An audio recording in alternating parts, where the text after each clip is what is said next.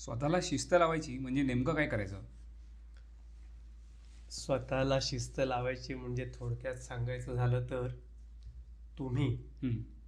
स्वतःला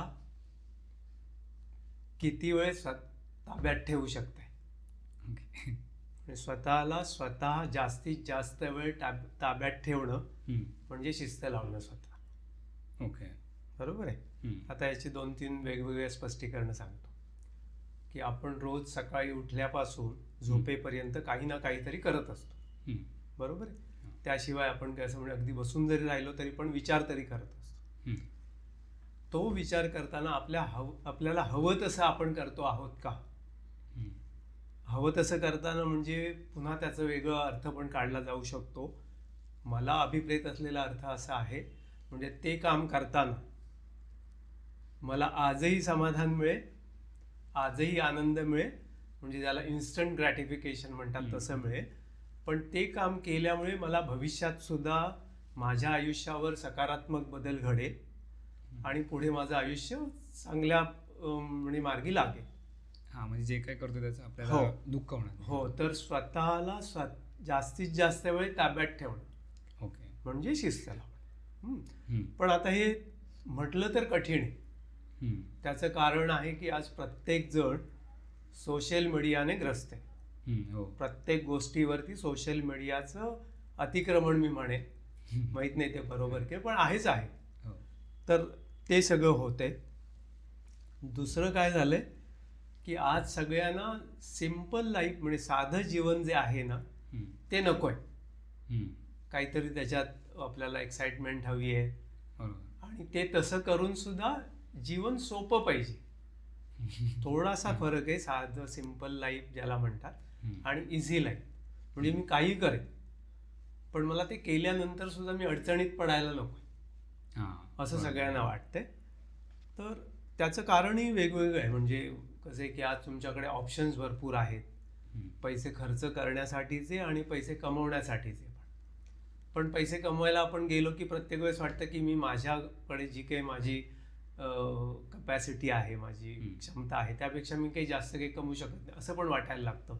कारण कोणतरी सोशल मीडियावर टाकतो की माझं पॅकेज एवढं आहे, माझं पॅकेज तेवढं आहे. मग आपण करतोय ते आपल्याला बरोबर नाही असं वाटायला प्रश्न पडतो कधी. बरोबर आहे. किंवा आपण कुठेतरी जाऊन आता समजा अगदी आपल्या गावाकडे कोकणात जाऊन आलो, जाऊन आल्यानंतर आपण तिकडे चांगलं म्हणजे मजा केलेली असते. पण कोणतरी तिकडे लिहितो की मी हाँगकाँगला गेलो होतो आणि ते टाकतो. मग आपल्याला वाटायला लागतं मी काय दरवर्षी कोकणात जातोय. तर ह्या सगळ्या गोष्टींमध्ये पुन्हा स्वतःला स्वतःच्या ताब्यात ठेवणं हे कठीण. पण जसं म्हटलं जातं की मी जर स्वतःसाठी काम करत नसेल तर दुसरा माझ्यासाठी कोण करणार. इंग्रजीत एक वाक्य आहे, if I am not for myself then who. तसंच या सगळ्या गोष्टींमध्ये मी जर माझ्यावरती ताबा ठेवू शकत नसेल तर दुसरा कोण कसा ठेवू शकेल. आणि म्हणून मी पहिल्यांदा म्हटलं तसं की स्वतःला जास्तीत जास्त वेळ स्वतःच्या ताब्यात ठेवायला हवं. ओके. हां, तुम्ही जो एक मुद्दा सांगितला ना की आपण जे करतोय ते आता पण आणि पुढे पण आपल्याला चांगलं वाटलं पाहिजे, तर तेच आम्ही गेल्या मनाच्या श्लोकाची रेकॉर्डिंग केली ना, त्याच्यात तेच बडबडलो. तीच चर्चा झाली की आपण आता जी करतोय ती गोष्ट आपल्याला कधी कधी माहीत असते की अरे आता मला मजा येईल ही गोष्ट करताना, पण भविष्यात मला ते कदाचित रिग्रेट होईल. आणि ते होतं खूपदा, जसं आपण काही गोड खातो किंवा काय करतो तर त्या गोष्टी. हा, म्हणजे तोच भाग येतो. म्हणून मी काय म्हटलं की आजही आपल्याला त्याचा आनंद वाटला पाहिजे, ते करताना मजा आली पाहिजे, समाधान मिळालं पाहिजे. की मी आता तुम्ही गोड खाताना पण जो कोण खातोय का खातो की त्याला ते खायला आवडतं, तर ते आवडीने खाल्लं पण गेलं पाहिजे. पण ते इतक्या प्रमाणात खाल्लं गेलं पाहिजे की ज्याने आपल्या तब्येतीवर पुढे जाऊन दुष्परिणाम होणार नाही. मग त्याचं समीकरण कसं बांधतील शिस्तीचं आणि आरोग्याचा? हा थोडा कठीण भाग आहे की आपल्याला नेमकं आपलं शरीर काय मागतंय हे फक्त ज्याचं त्यालाच कळू शकतं. त्याला पुन्हा अडचणी कुठून येतात की समजा तुम्ही तुमच्या जवळच्या नातेवाईकांकडे गेलात, त्यांनी काहीतरी प्रेमाने 2-3 पदार्थ वेगवेगळे तुमच्या आवडीचे बनवून ठेवलेत आणि तुम्ही फक्त प्रमाणातच खायला गेलात. मग ते म्हणतील आम्ही तुमच्यासाठी एवढं सगळं करून ठेवलं आवडीने आणि तू काही एवढंच खातोयस.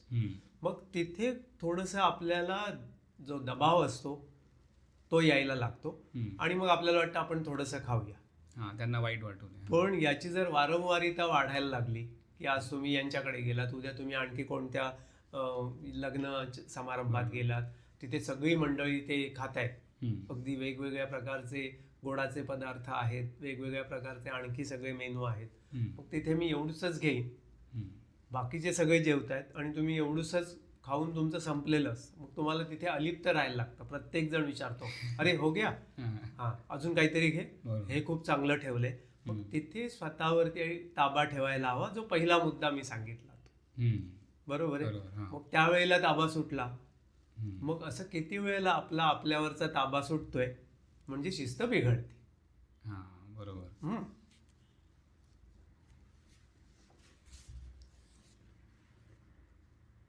पण मग तुम्ही काय करायला हवं आता? जसं तुम्ही एक म्हणालात की आपण जर जातोय नातेवाईकांकडे आणि नातेवाईक जबरदस्ती करतायत किंवा मित्र वगैरे की खा मी बनवले, तर मग काय करायला हवं? सुरुवातीला ते सांगणं, त्यांना समजावणं खरंच कठीण असतं.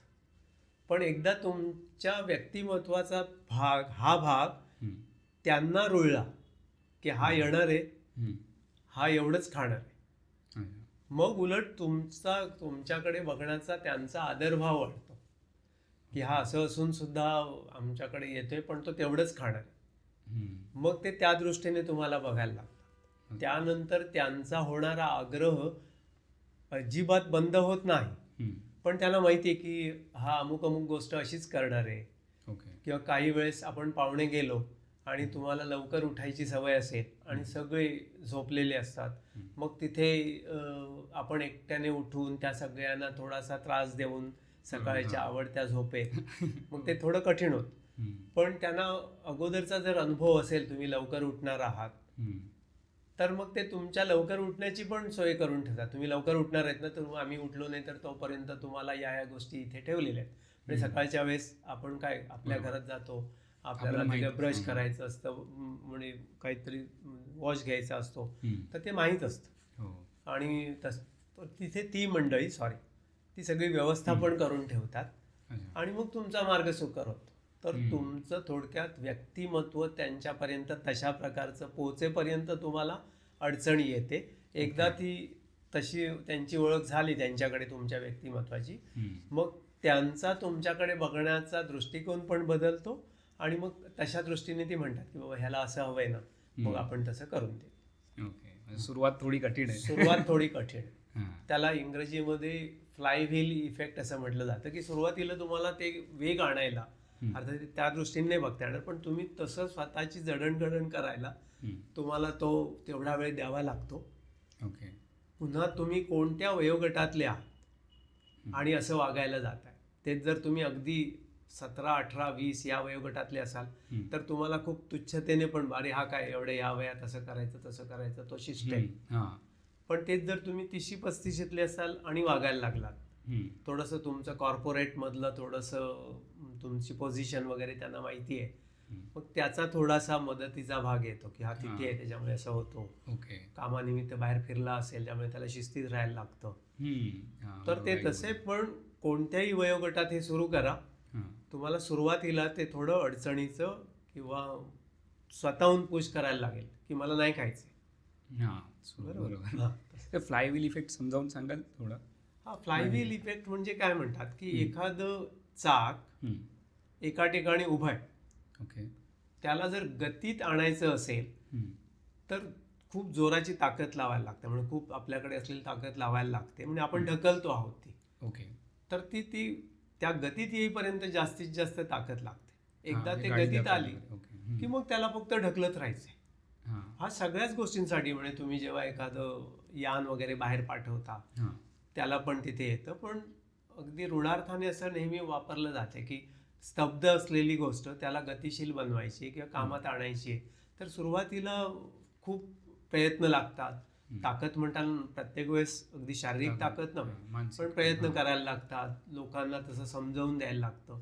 एकदा त्यांना कळलं की हे असं असं होणार आहे, मग सगळे तुम्हाला विरोध सोडून मदत करायला लागतात. ते फ्लायव्हील इफेक्ट. त्यामुळे पुढचा एक मुद्दा घेऊया. असं नेहमी वाटतं की आपण स्वतःला ठरवतो की शिस्त लावूया. तर आधी लहान होतो जेव्हा आपण लहान होतो आम्ही, त्या आई बाबा मारायचे आणि मग किंवा शिक्षक ओरडायचे. मग ही शिस्त हा प्रकार आहे, हा स्वतःला लागतो की मारून मोटकून चांगल्या प्रकारे लागतो?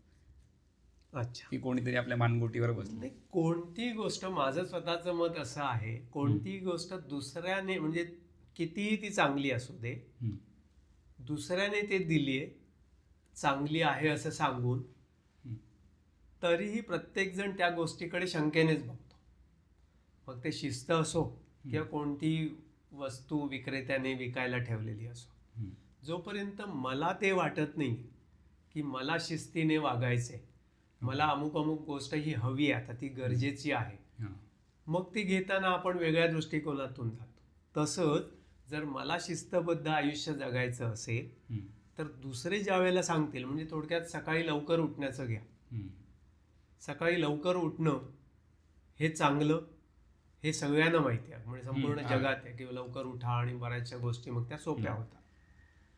पण जेव्हा अगदी आपण गाढ सकाळच्या अगदी म्हणजे काय सुखकारक झोपेत असतो, तेव्हा कोणतरी येऊन आपल्याला उठवतोय किंवा घड्याळाचा किंवा आता मोबाईलवर आले ते अलार्म वाजतो, त्यावेळेला कोणालाही ते आवडत नाही.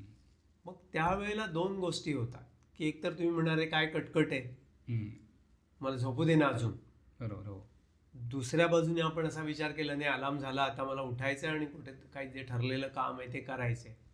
त्याला पुन्हा अजून एक इंग्रजीमध्ये PMA आणि NMA अशा संज्ञा आहेत. म्हणजे हे positive mental attitude, negative mental attitude. प्रत्येकजण ॲटिट्यूडबद्दल बोलताना असं म्हणतो. मी त्याला वेगळा स्वतःचा एक शब्दप्रयोग ठेवला आहे की माझ्याकडे 2 फोरमन अगदी तत्परतेने माझं काम करायला तयार आहेत. प्रत्येक गोष्टीला एक तो चांगल्या प्रकारे करेल, अगदी आवडीने करेल, पटपट करेल, उत्साहाने करेल, आणि दुसरा कंटाळवाणा, नाही करायचंय मला, तिथपासून सुरुवात. तर तुम्ही कोणत्या साईडच्या फोरमनला तुम्ही जागृत करताय, ओके, मग तुम्हाला ते सोपं वाटतं. पण जर दुसरा कोणतरी आला आपल्याकडे आणि आपल्याला तो सांगतोय लवकर उठ, हे करायचंय ते करायचंय, तर मग ते कंटाळवाणं वाटतं. म्हणून मीच जर आदल्या दिवशी रात्री स्वतःला 10 वेळेला बजावून ठेवेन, आणि बजावून ठेवताना स्वयंसूचना ज्याला म्हणतात, ती जर चांगल्या प्रकारे चांगल्या मनाने रात्री दिली तर सकाळी त्या चांगलं काम करणाऱ्या फोरमनला जागृत करायला ते सोपं पडतं. आणि असं बरेच त्याच्यामध्ये म्हणतात की, कोण म्हणतं की तुम्ही 21 दिवस करा एखादी सवय, मग ती तुमच्या अंगी बांधते. कोण म्हणतं 90 दिवस करा, मग ती तुम्हाला कधी म्हणजे तुमची ती जाणारच नाही. माझं स्वतःचं उदाहरण सांगतो. अगदी सुरुवातीला लहानपणी जेव्हा शाळा सकाळची असायची, आमची त्यावेळेची परिस्थिती वेगळी होती, त्यामुळे उठायलाच लागायचं. ओके. मग नंतर अशी सवय झाली की चला आपण सकाळी लवकर उठतोय, आणि मग खूप अगोदर सकाळी लवकर उठणं म्हणजे मजेशीर. अच्छा, तुमच्या वेळी तसं म्हणजे ते परिस्थितीमुळे आलं म्हणा, आणि मला ते आवडायला लागलं म्हणा. तर आता मला कोणी सांगितलं की सकाळी 6 नंतर तू झोप, 6 तर थोडं उशिराच म्हटलं, 5:30 नंतरच मला झोप लागत नाही, आपोआप जाग येते. पण इतक्या वर्षांची आता ती सवय झाली. तर सकाळी लवकर उठणं किंवा दुसऱ्या कोणत्याही प्रकारची शिस्त दुसऱ्याने कोणी सांगण्यापेक्षा मला त्याच्यातून काय मिळवायचं आहे हे जर आपण स्वतःहून ठरवलं तर ते सोपं पडतं. पण पुन्हा दुसऱ्याने मारून मुटकून जबरदस्तीने एखादी गोष्ट करायला लावणं, हे कोणी अंगी बाणवेल. मिलिटरीत वगैरे तसं होतंच की तो प्रोटोकॉल असतो तसं तेवढं करायचंच आहे. पण मिलिटरीत सगळी मंडळी जाणारीच त्या उद्देशाने गेलेली असतात की आम्हाला तसं स्वतःला ड्रिल करूनच घ्यायचे.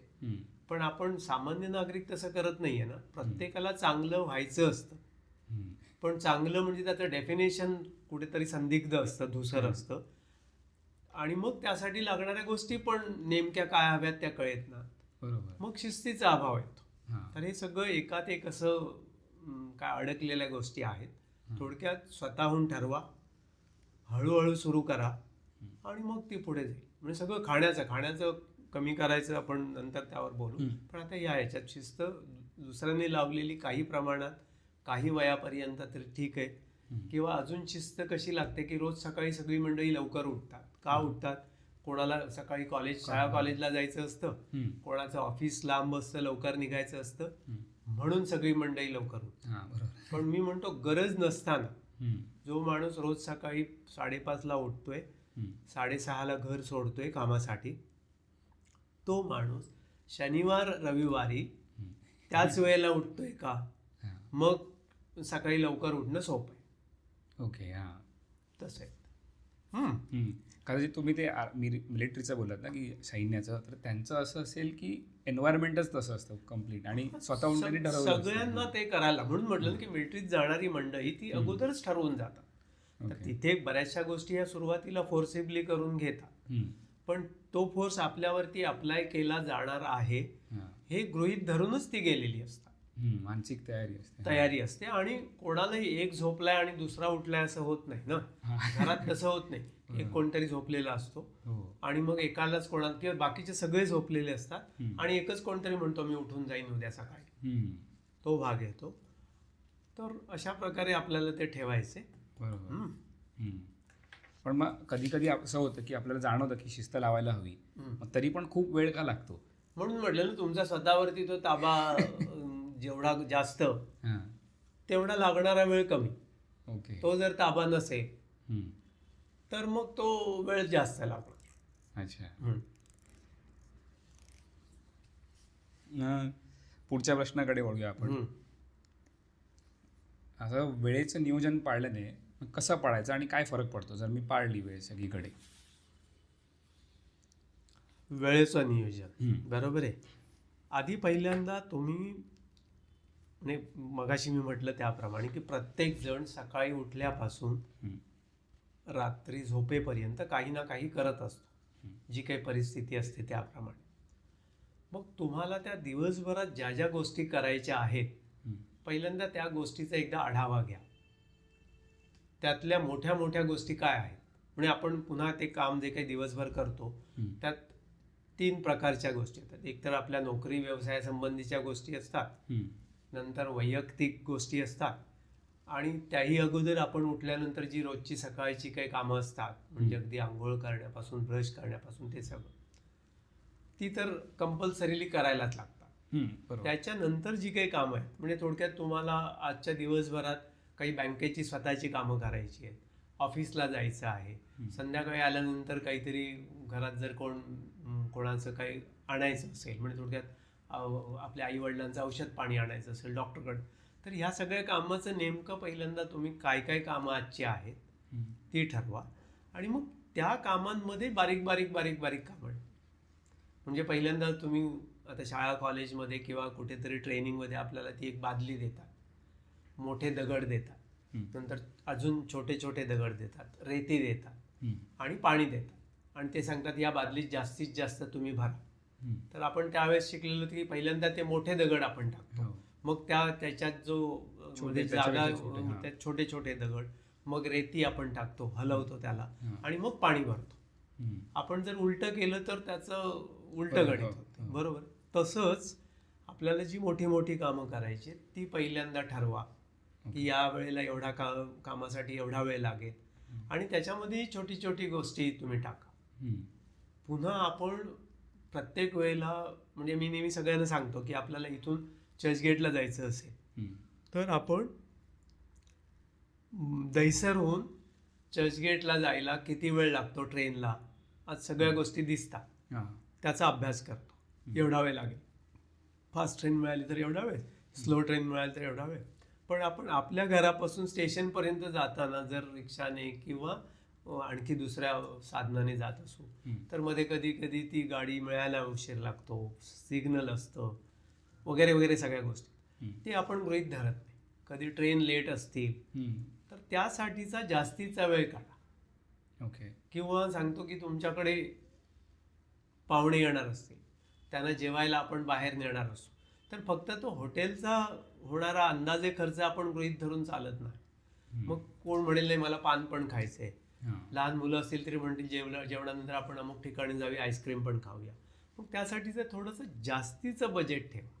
तसंच वेळेसाठी सुद्धा जास्तीचं वेळ ठेवा, म्हणजे तुम्हाला वाटते या कामासाठी 1 तासभर लागणार असेल तर 10 मिनिटांमध्ये जास्त ठेवा त्याला.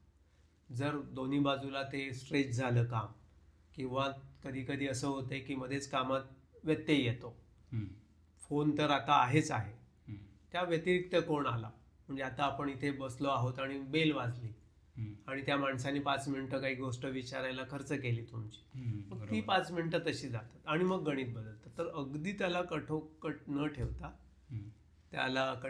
ठेवता त्याला मध्ये मध्ये थोडासा गॅप द्या. त्याने अजून एक फायदा होतो की आपण एका कामातून दुसऱ्या कामात जाताना पहिल्या कामामुळे आलेला जो काही ताण असेल, थकवा असेल, तो थोडासा शिथिल होतो आणि मग आपण दुसरीकडे जातो. ओके, एक्स्ट्रा टाइम ठेवला थोडा मध्ये ठेवायचा. लोक अगदी एकाला एक लागूनच ठेवतात आणि मग ते कठीण होऊन जातं.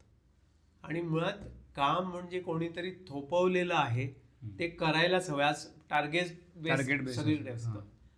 तर टार्गेट बेस असताना पण त्याला आपण आपल्या आवडीप्रमाणे त्याला आपण बनवून जर ठेवलं, थोडं कठीण आहे, थोडं काही जास्तच कठीण आहे, पण मग ते तुमचं नियोजन होतं. ओके.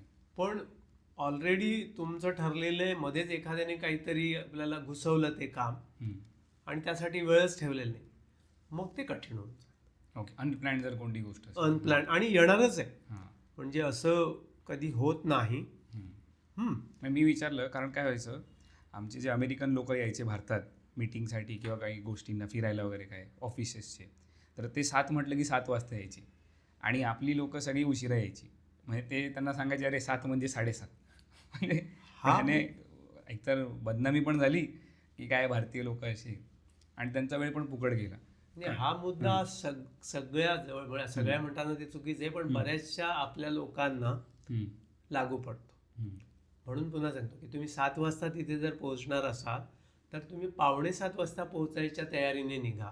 15 मिनिटं तुमच्याकडे आहेत, तर तशा पद्धतीने करा. अमेरिकन किंवा बाहेरचे आलेले लोक ते वक्तशीर असतात, पण आपण त्यांना म्हणून IST ला ते म्हणतात ना, इंडियन स्टँडर्ड टाइम, ते असं थोडंसं उपहासाने बोलतात. त्याचं कारण आहे आपल्याला वेळेवर पोहोचणं. म्हणजे काय, म्हणजे सगळे बघा ना, तुम्ही कोणतीही सभा आयोजित केली असेल किंवा लग्न समारंभात किंवा आणखी कोणत्या समारंभात जे वेळेचं देतात, मुहूर्त असतो आणि त्याच्यात रिसेप्शनचे वेळ लोक गृहीत धरून चालतात, अरे 3 वाजता आहे ना, म्हणजे ते 4-4:30ला येतील, आणि असं सगळं चाललेलं असतं. किंवा आजचा त्यांचाच दिवस आहे, आज त्यांचाच दिवस आहे, त्यांना करू दे असं करून.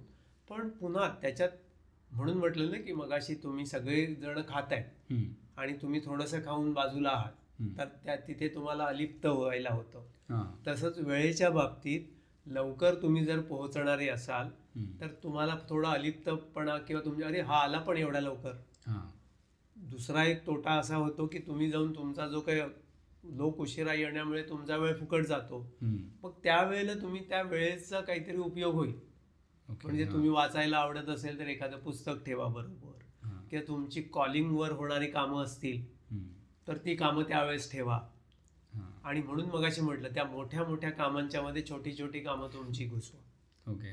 म्हणजे त्यावेळेला झालं मला 5 कॉल करायचे आहेत, तर मी तिथे पोहोचलोय वेळेवर, म्हणजे वेळेवर पोहोचण्याचं पण मी गणित साधलेलं आहे, पण आता मंडळी येत नाहीयेत तोपर्यंत मी माझं काम करेन. बरोबर. किंवा खूपदा होतं की लोक वेळेवर पोहोचतात आणि एकटेच असतात, एकटेच असतो, मग कुठेतरी जाऊन व्यवस्थित बसा. किंवा बऱ्याच गोष्टी आहेत तुम्हाला, तुम्ही जर आता मोबाईलवर पण मेल चेक करता येतात, कोणाला मेलचे रिप्लायज द्यायचे असतील, भरपूर असे. फक्त त्यासाठी तुम्हाला शोधा म्हणजे सापडेल असं म्हणतात, मी असं करू शकेन, पण हे नियोजन करून ठेवा की बाबा त्यावेळेला मला वेळ मिळाला तर मी हे करून ठेवेन, किंवा पुढच्या कामाची तयारी करायची असेल, म्हणजे अगदी प्रत्येक वेळेस तुम्हाला लिहून काढायची वगैरे अशी तयारी नसते, कधी कधी मनातल्या मनात पण जुळवणी करायची असते, ते पण तसं करता येईल. ओके. येस. पुढे आता आपला जो मगाचा प्रश्न होता ना की कोणाला थोपवता येते का, तर आपलं डिस्कशन झालं की सैन्य वगैरे तिथे बरोबर होतं. मग आपल्याला आपल्या अंगी जी शिस्त बांधली गेली असते त्याच्यात आपल्या आईवडिलांचा किती वाटा असतो किंवा कुटुंबाचा? मुळात तोच तिथे सुरुवात होते की आपण ज्या काही गोष्टी, म्हणजे जसं काय आपलं व्यक्तिमत्व किंवा हे सगळं आपण बनतो, त्याला आईवडिलांचं मोठं तिथून आलेलं असतं आपल्याला काय म्हणतात सपोर्ट म्हणा किंवा तिथून आपण बऱ्याचशा गोष्टी उचललेल्या आहेत असं म्हणतात. मुळात ती मंडळी आपल्याला कसं ट्रीट करतायत म्हणजे आत्ता म्हणजे तुम्ही सुद्धा आता मध्यम वयाकडे जाताय, मी तर आता उतार वयाकडे आहे. अगदी लहानपणापासून ते जे मूल ज्याला बोलायला यायला लागलं, ते चालायला यायला लागलं, तिथपासून आई बाबा त्या मुलाला किती रिस्पेक्टने वागवतात. ओके. ते मूल म्हणजे मी सांगेन तसं त्याने वागलं पाहिजे असं वागवतायत की त्याला बाबा मुलाला काय हवंय, ते झोपून उठलंय मग त्याला पहिल्यांदा एक्सप्रेस होऊ दे, मग त्याला नाहीतर ते झोपून उठले म्हणजे त्याला घेऊन जा लगेच त्याला दूध पाजायला वगैरे असं करतायत. तर तिथपासून आई वडिलांनी त्यांना कसं वागवलंय याचा फरक पडायला सुरुवात होतो. ओके. लक्षात.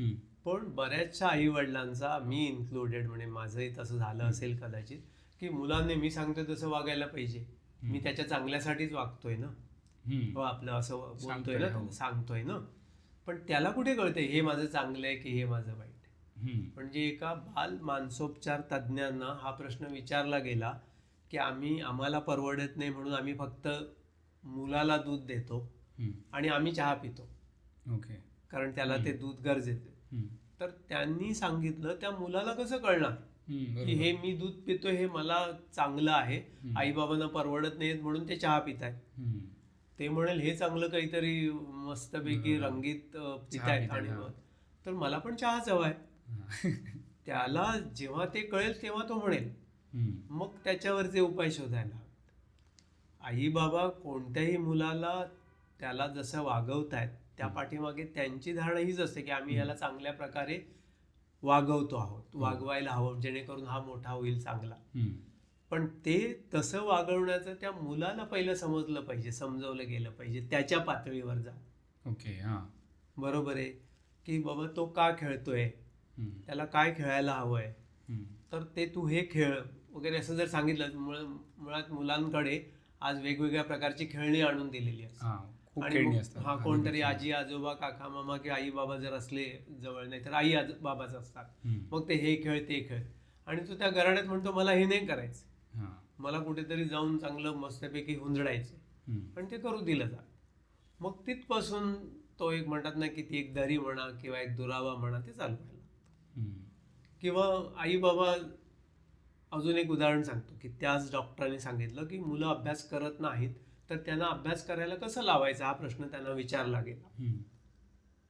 तर ते म्हणाले की तुम्ही कामावरून येत आहे, मूल पण शाळेतून येत आहे, त्याला माहिती की आई बाबा बाहेर गेलेत कामासाठी, मी शाळेत गेलोय. मग संध्याकाळी घरी आल्यानंतर आई बाबा अभ्यास करतायत का,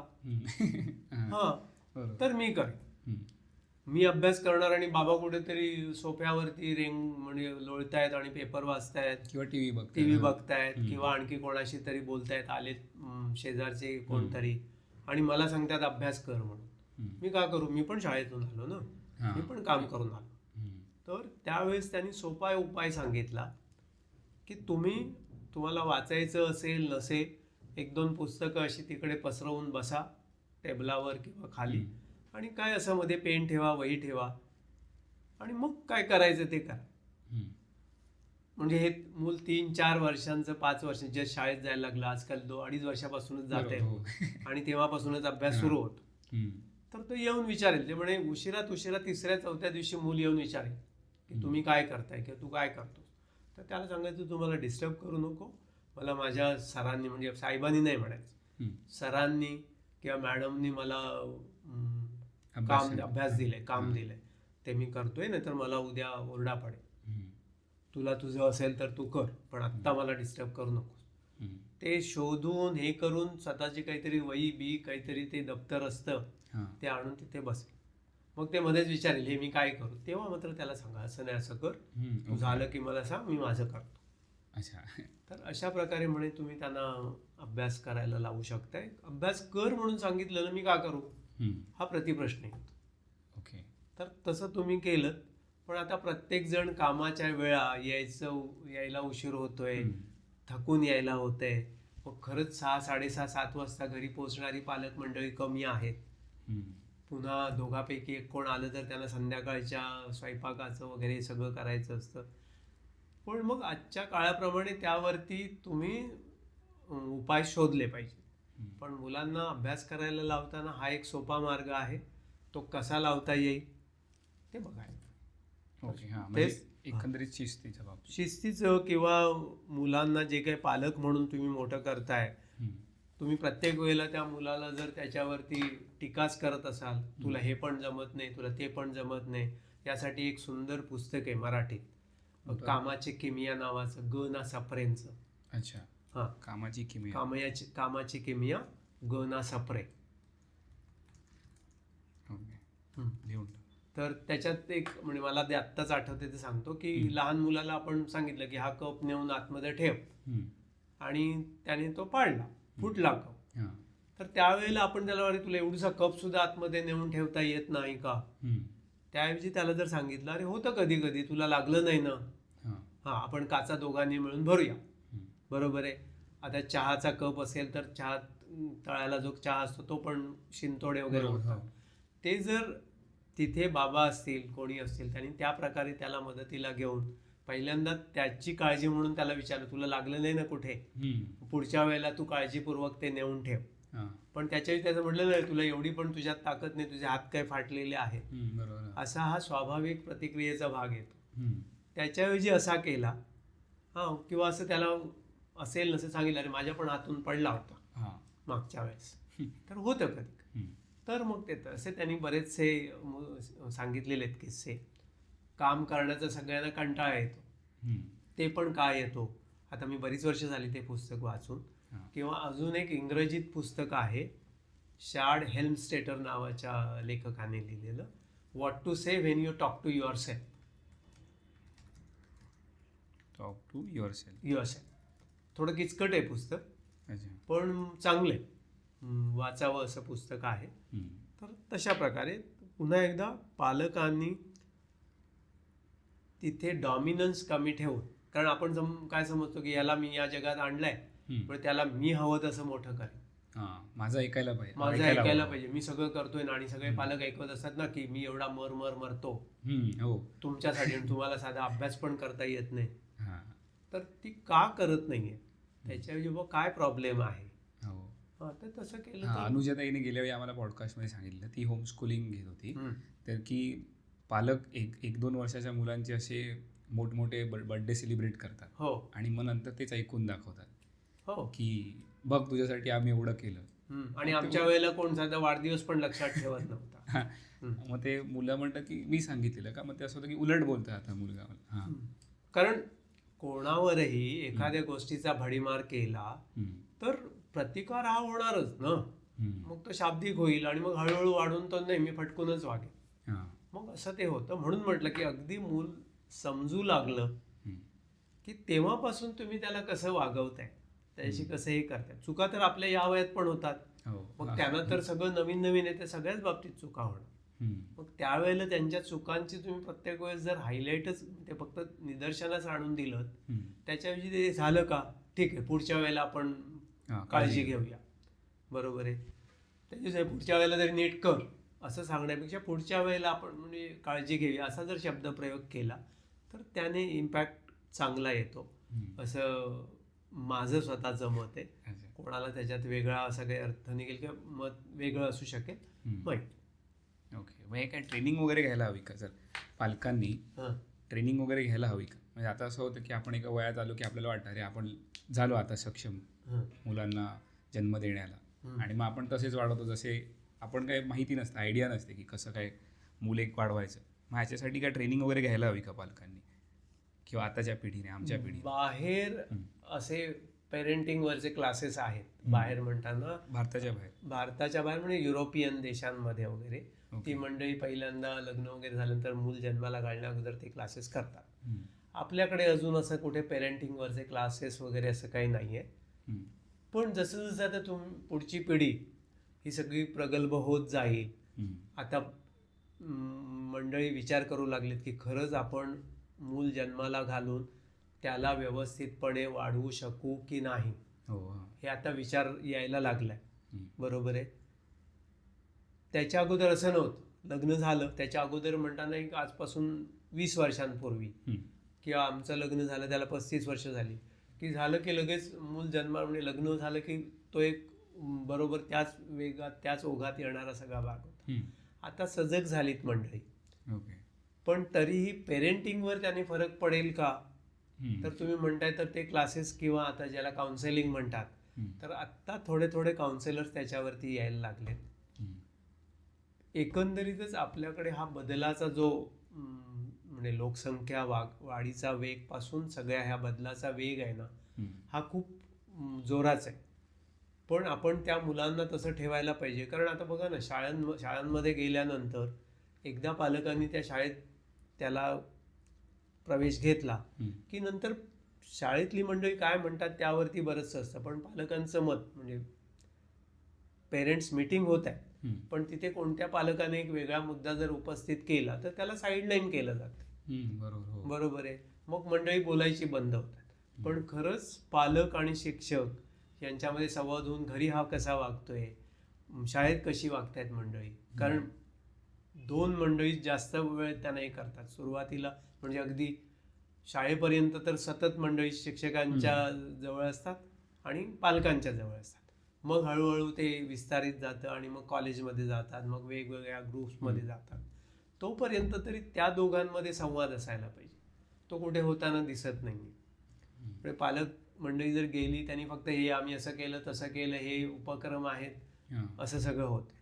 पण अजून व्यवस्थित चर्चा होऊन या मुद्द्यांवरती हा जर एखादा बालक घरी किंवा शाळेत थोडासा वेगळा वागत असेल तर तो वाईट आहे असं लेबल लावून त्याला साईडलाईन केलं जातं. पण तो काहीतरी वेगळा वागतोय म्हणजे काहीतरी त्याच्यात काहीतरी वेगळं विचारचक्र चालू आहे. मग ते विचारचक्र कुठेतरी आपल्याला समजून घेता येईल का तसं केलं. किंवा एखादा विद्यार्थी मारामारी करत असतो वर्गात, ह्याला मार त्याला मार, तर त्याच्या अंगातली जी रग असते त्याला कुठेतरी बॉक्सिंग सारखं किंवा अर्थात ते लहान मुलाला किती माहीत नाही पण तसल्या कुठच्या खेळात किंवा अगदी शारीरिक ताकदीचे खेळ आहेत त्याला जर तिथे जास्त वेळ देऊ केलं तर तो कदाचित शांत पण होईल. पण आज तसं म्हणजे मुलांना खेळायला पाठवणं ते सुद्धा आज स्ट्रक्चर्ड झालं. पण कुठच्या तरी क्लासला पाठवतात, कुठेतरी नेटमध्ये पाठवतात, कुठे बॅडमिंटन, मग तो कोच येतो मग तो पण मास्तर म्हणून ते तिथे करतो. पण मुलं स्ट्रक्चर्डलेस गेली, 7-8 मुलं समवयस्क आहेत, गेली कुठेतरी मैदानात खेळली, काही खेळती. आता बघा ना ते गोट्या खेळणं, भोवरे, लगोरी हे सगळे खेळ तर गेलेच आता. म्हणजे पालक सांगतात तू हे खेळायचं मग तेच खेळतात. मग ते क्रिकेटमध्ये मग ते पालक मिळून त्याला पोहोचवतील एवढं मोठं ते किट घेऊन क्रिकेटच्या नेटमध्ये. मग त्यांनी ते तसंच एकच स्ट्रोक वगैरे असं प्रॅक्टिस करायची. मग संध्याकाळी गेल्यानंतर एवढ्या राऊंड मारायच्या. पुन्हा ते त्याला शिस्तीचं येते. म्हणजे ते वाईट आहे असं मला म्हणायचं नाही, ते पण करू द्या. पण ती थोपवली गेली. त्याच्याऐवजी तो आला शाळेतून, समजा असं धरून चालू आहे, तो सकाळी शाळेत गेला, दुपारी आला, जेवला, थोडा वेळ झोपला, अभ्यास केला, 5च्या आसपास तो गेला, 1 तासभर त्याला कोणी विचारत नाहीये की तू काय करतोय. पण आज भीती आहे तोही मुद्दा. म्हणजे पूर्णपणे पालक चुकीचे आहेत असं मला म्हणायचं नाहीये.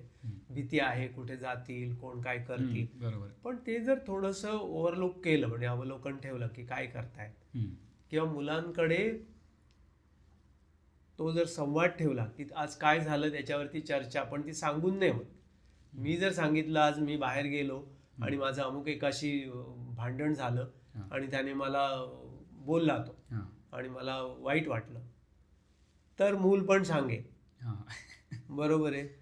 पण तेच भांडण मी सांगितलं नाही, मग मी त्याला बरोबर असा केला तसं केलं, मुलाला वाटेल मी पण त्याला बरोबर करायला पाहिजे. आणि तो जर त्याला समोरच्या त्याच्या मित्राला किंवा शत्रूला जो कोण आहे बरोबर करू शकला नाही तर याला इकडे वाटेल की मी काय बाबा माझे बरोबर करतायत सगळ्यांना आणि मी सगळ्यांकडनं बरोबर होऊन येतोय.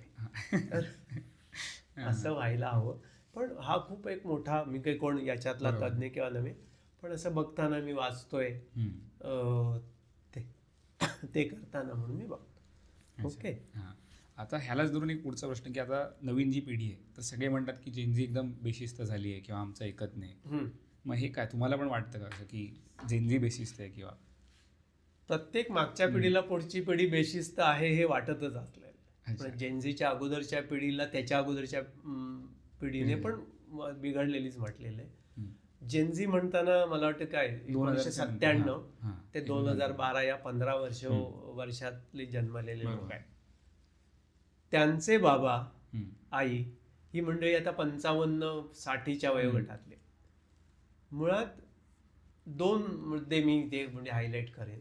पहिला त्यांचं अपब्रिंगिंग म्हणजे जेनझीच्या पालकांचं अपब्रिंगिंग कसं झालं तर ते मगाशी मी म्हटलं ना की त्यांना मोकळीक पण मिळाली बाहेर शाळेत जायला, जाताना मित्रमंडळींकडे आपण खेळायला, आणि थोडंसं शिस्तीचं पण झालं कारण त्यावेळेला इंग्लिश मिडियम शाळा फोपावल्या. दुसरे म्हणजे आता CBSE ICSE आता तर प्रत्येक जण तिकडेच पाठवतोय इंटरनॅशनल बोर्ड.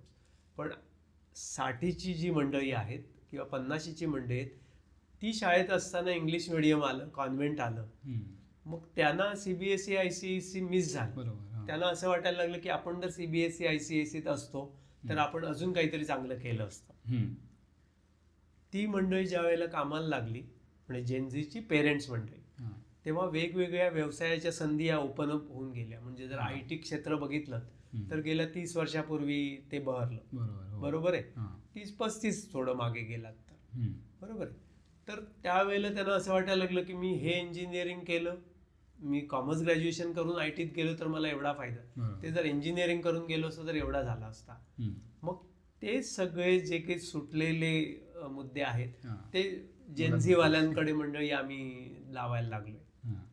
दुसरं, या मंडळींनी चांगल्या नोकऱ्या मिळाल्या, चांगला पगार मिळाला, पर्यायाने पैसे आले, त्यांनी सगळं उभं करून ठेवलं आणि जेनझीला ऐकवलं गेलं आम्ही सगळं तुमच्यासाठी हे करून ठेवलंय, तुम्हाला काहीच करायचं नाहीये, तुम्ही फक्त चांगले बना. तर त्याला मी म्हणतोय की हा प्रॉब्लेम ऑफ प्लेंटी आहे. ओके, की सगळं आहे ना, मग मी कशाला जास्त करायला पाहिजे. म्हणजे एका, आता तो जेनझी नाहीये, जेनझीच्या बाहेर असलेला म्हणजे मला वाटतं 40च्या जवळपासच्या वयोगटातल्या एका मुलाने, मी त्याला मुलगा म्हणतो कारण माझ्यापेक्षा तो 20-22 वर्षांनी लहान, आत्ता हल्ली तो, त्याने मला विचारलं की काका माझ्या बाबांना मी किती कमवतोय, मी कसे खर्च करतो यावरती नेहमी ते मला विचारत असतात. बरोबर आहे, पण यांनी किती पैसे कमवले मला कधी सांगितले का, मी त्यांना कधी विचारतो का, तुम्ही तुमचे पैसे कमवले तर तुम्ही तुमचं बघा, मी माझं कमवतोय मी कर, मी जोपर्यंत तुमच्याकडे मागायला येत नाहीये तर तुम्ही कशाला बोंबोन लावताय. आणि दुसरं ते म्हणे यांनी आयुष्यात काही मौज मजा केली नाही का, त्यांच्याकडे त्यावेळेस काही उपलब्ध नव्हतं असावं असं गृहीत धरलं, पण आज त्यांनी करून ठेवलंय. आज मला थोडीशी मजा करायची आहे तर ती आता न करता मी हे म्हातारे झाले त्या वयात मी करायला जाऊ का, म्हणजे आजपासून 20 वर्षांनी यांच्या वयाचं होताना. बरोबर. मग आता त्याला तुम्ही काय उत्तर देणार. तर मग मी त्याला सांगितलं बाबा बघ की आज ह्या सगळ्या लाईफस्टाईल ज्याला म्हणतात त्याने नको असलेल्या गोष्टी लवकर येऊ लागल्या.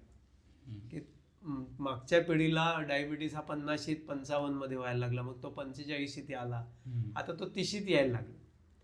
तर त्याला जास्त जवळ येऊ देऊ नको, बाकी तू कसाही वा. पुन्हा तू जे पैसे कमवतोयस ते पैसे कमवलेले पैसे त्यांनी ठेवलेत म्हणून आज तू असं म्हणतोयस की मी माझे पैसे कमवलेले खर्च केले, तर तुझ्या पुढच्या पिढीला तसंच विचार करण्यासाठी तू काहीतरी करून ठेव. नाहीतर मग माझ्या बाबांनी खूप मजा केली, हे केलं ते केलं, मला फॉरेन टूर आणि आत्ता माझ्याकडे काही नाहीये, तर असं होता कामा नये. बाकी त्यांचं काय येते ते बघतील. मग त्याला पटलं, तो म्हणाला तुम्ही म्हणताय ते बरोबर आहे, आपण एक दिवशी बसून त्याच्यावरती बोलूया. तर पूर्णपणे जेनझी चुकीची आहे असं जर कोण म्हणत असेल, तुमचा तो प्रश्न होता, तर माझं मत अजिबात नाहीये. त्या मंडळींना फ्रीडम आपण देतोय, पण त्या फ्रीडमला बरोबर कोण असतो तर मोबाईल असतो. त्यांना त्यांच्या वयोगटातली ती मुलं काहीतरी करू देत. आता पुन्हा की सगळीच मंडळी मोबाईलवर काहीतरी बघून येत आहेत, मग नको असलेल्या गोष्टी पण मग एकामेकात चर्चा होते, पण त्याला आता काही पर्याय नाही. तुम्ही मागे वळून मी देणारच नाहीये त्याला मोबाईल, किंवा मोबाईल दिला तर हे लॉक करून देईन ते लॉक करून देईन, असं होणार नाही. कारण चारी बाजूनी तो रेटा येतोय, कोण नाही कोणतरी कुठून तरी तो ऐकणार आहे आणि उत्सुकता चाळवली जाणार आहे. मग त्याचबरोबर पालक म्हणून त्याच्याशी जर आपण जवळीक ठेवली की आज काय झालं, असं काय झालं, म्हणजे रोज हजेरी घेणं ना, पण चर्चा होते जेवणावर म्हणा, सकाळी उठल्यानंतर म्हणा, रविवारी म्हणा, शनिवारी म्हणा. ती चर्चा जर होत राहिली तर त्याला माहिती आहे. कारण बरेचशा नको असलेल्या गोष्टी ज्या चिकटतात ना, त्या 12, 13 ते 19, 20 या वयोगटात, ओके, ज्याला अडनिड वय म्हणतात. मग त्यावेळेला पालकांनी त्यांच्याबरोबर जर राहिलं, म्हणजे त्यांना वाटायला पाहिजे की माझी काही चूक झाली, कळत नकळत, म्हणजे चूक नकळतच होते, पण मुद्दामून मी काय केलं, रेट्यामुळे म्हणा किंवा कोणाच्या तरी सांगण्यावर प्रेशर वगैरे किंवा तरी पण मी यांच्याकडे जाऊन सांगून त्याच्यातनं मार्ग काढू शकतो. पण काही जराशी चूक झाली, पालक नुसते त्याला नुसतं झापत असतील तर तो वेगळा कुठेतरी जाऊन तो मार्ग शोधतो. बरोबर आहे. मग ते वेगळं कोण असतो, तर मग मित्रमंडळी येतात, मग ते आणखी काहीतरी सुचवतात. तसं होतं. तेवढा बॉन्डिंग पाहिजे, मोकळेपणाने बोलू शकतो. अगदी बरोबर, बॉन्डिंग हवं. आई वडिलांनी, आता काय झालं, आई वडील दोघंही कामाला जात आहेत, त्यांच्या कामाच्या वेळा पण खूप वेगळ्या आहेत. मग ते करताना त्यांना म्हणते की आम्ही यांच्यासाठी तर करतोय, बरोबर, पण पुन्हा तेच खरंच तेवढं गरजेचं आहे का? दोघांनी तुम्ही कमवायला पाहिजे आणि मग आपल्या एका मुलासाठी, आता तर एकच मूल 2 मुलावरती सगळं आलेलं आहे.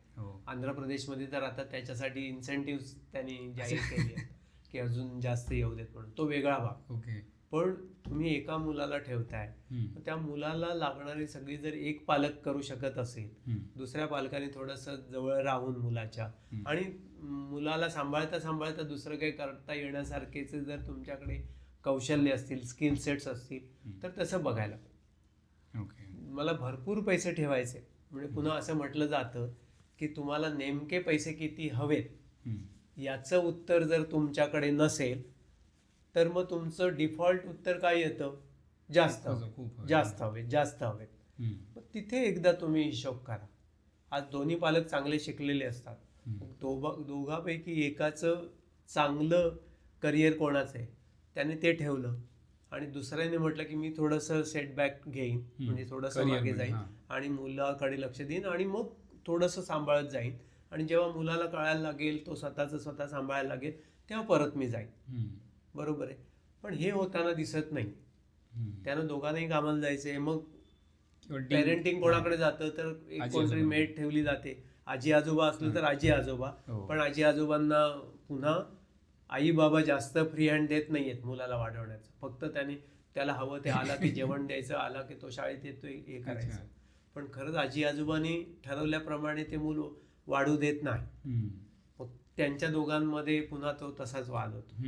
मग 2 सत्ता केंद्र, आई बाबांचं एक सत्ता केंद्र, आजी आजोबांचं एक सत्ता केंद्र. मग मध्ये मूल इकडे जाऊ का तिकडे जाऊ. मग ते काय करतं, आपल्या सोयीप्रमाणे जेव्हा हवं तेव्हा आई बाबांकडे जातं, जेव्हा हवं तेव्हा आजी आजोबांकडे जातं. तर तसं आहे.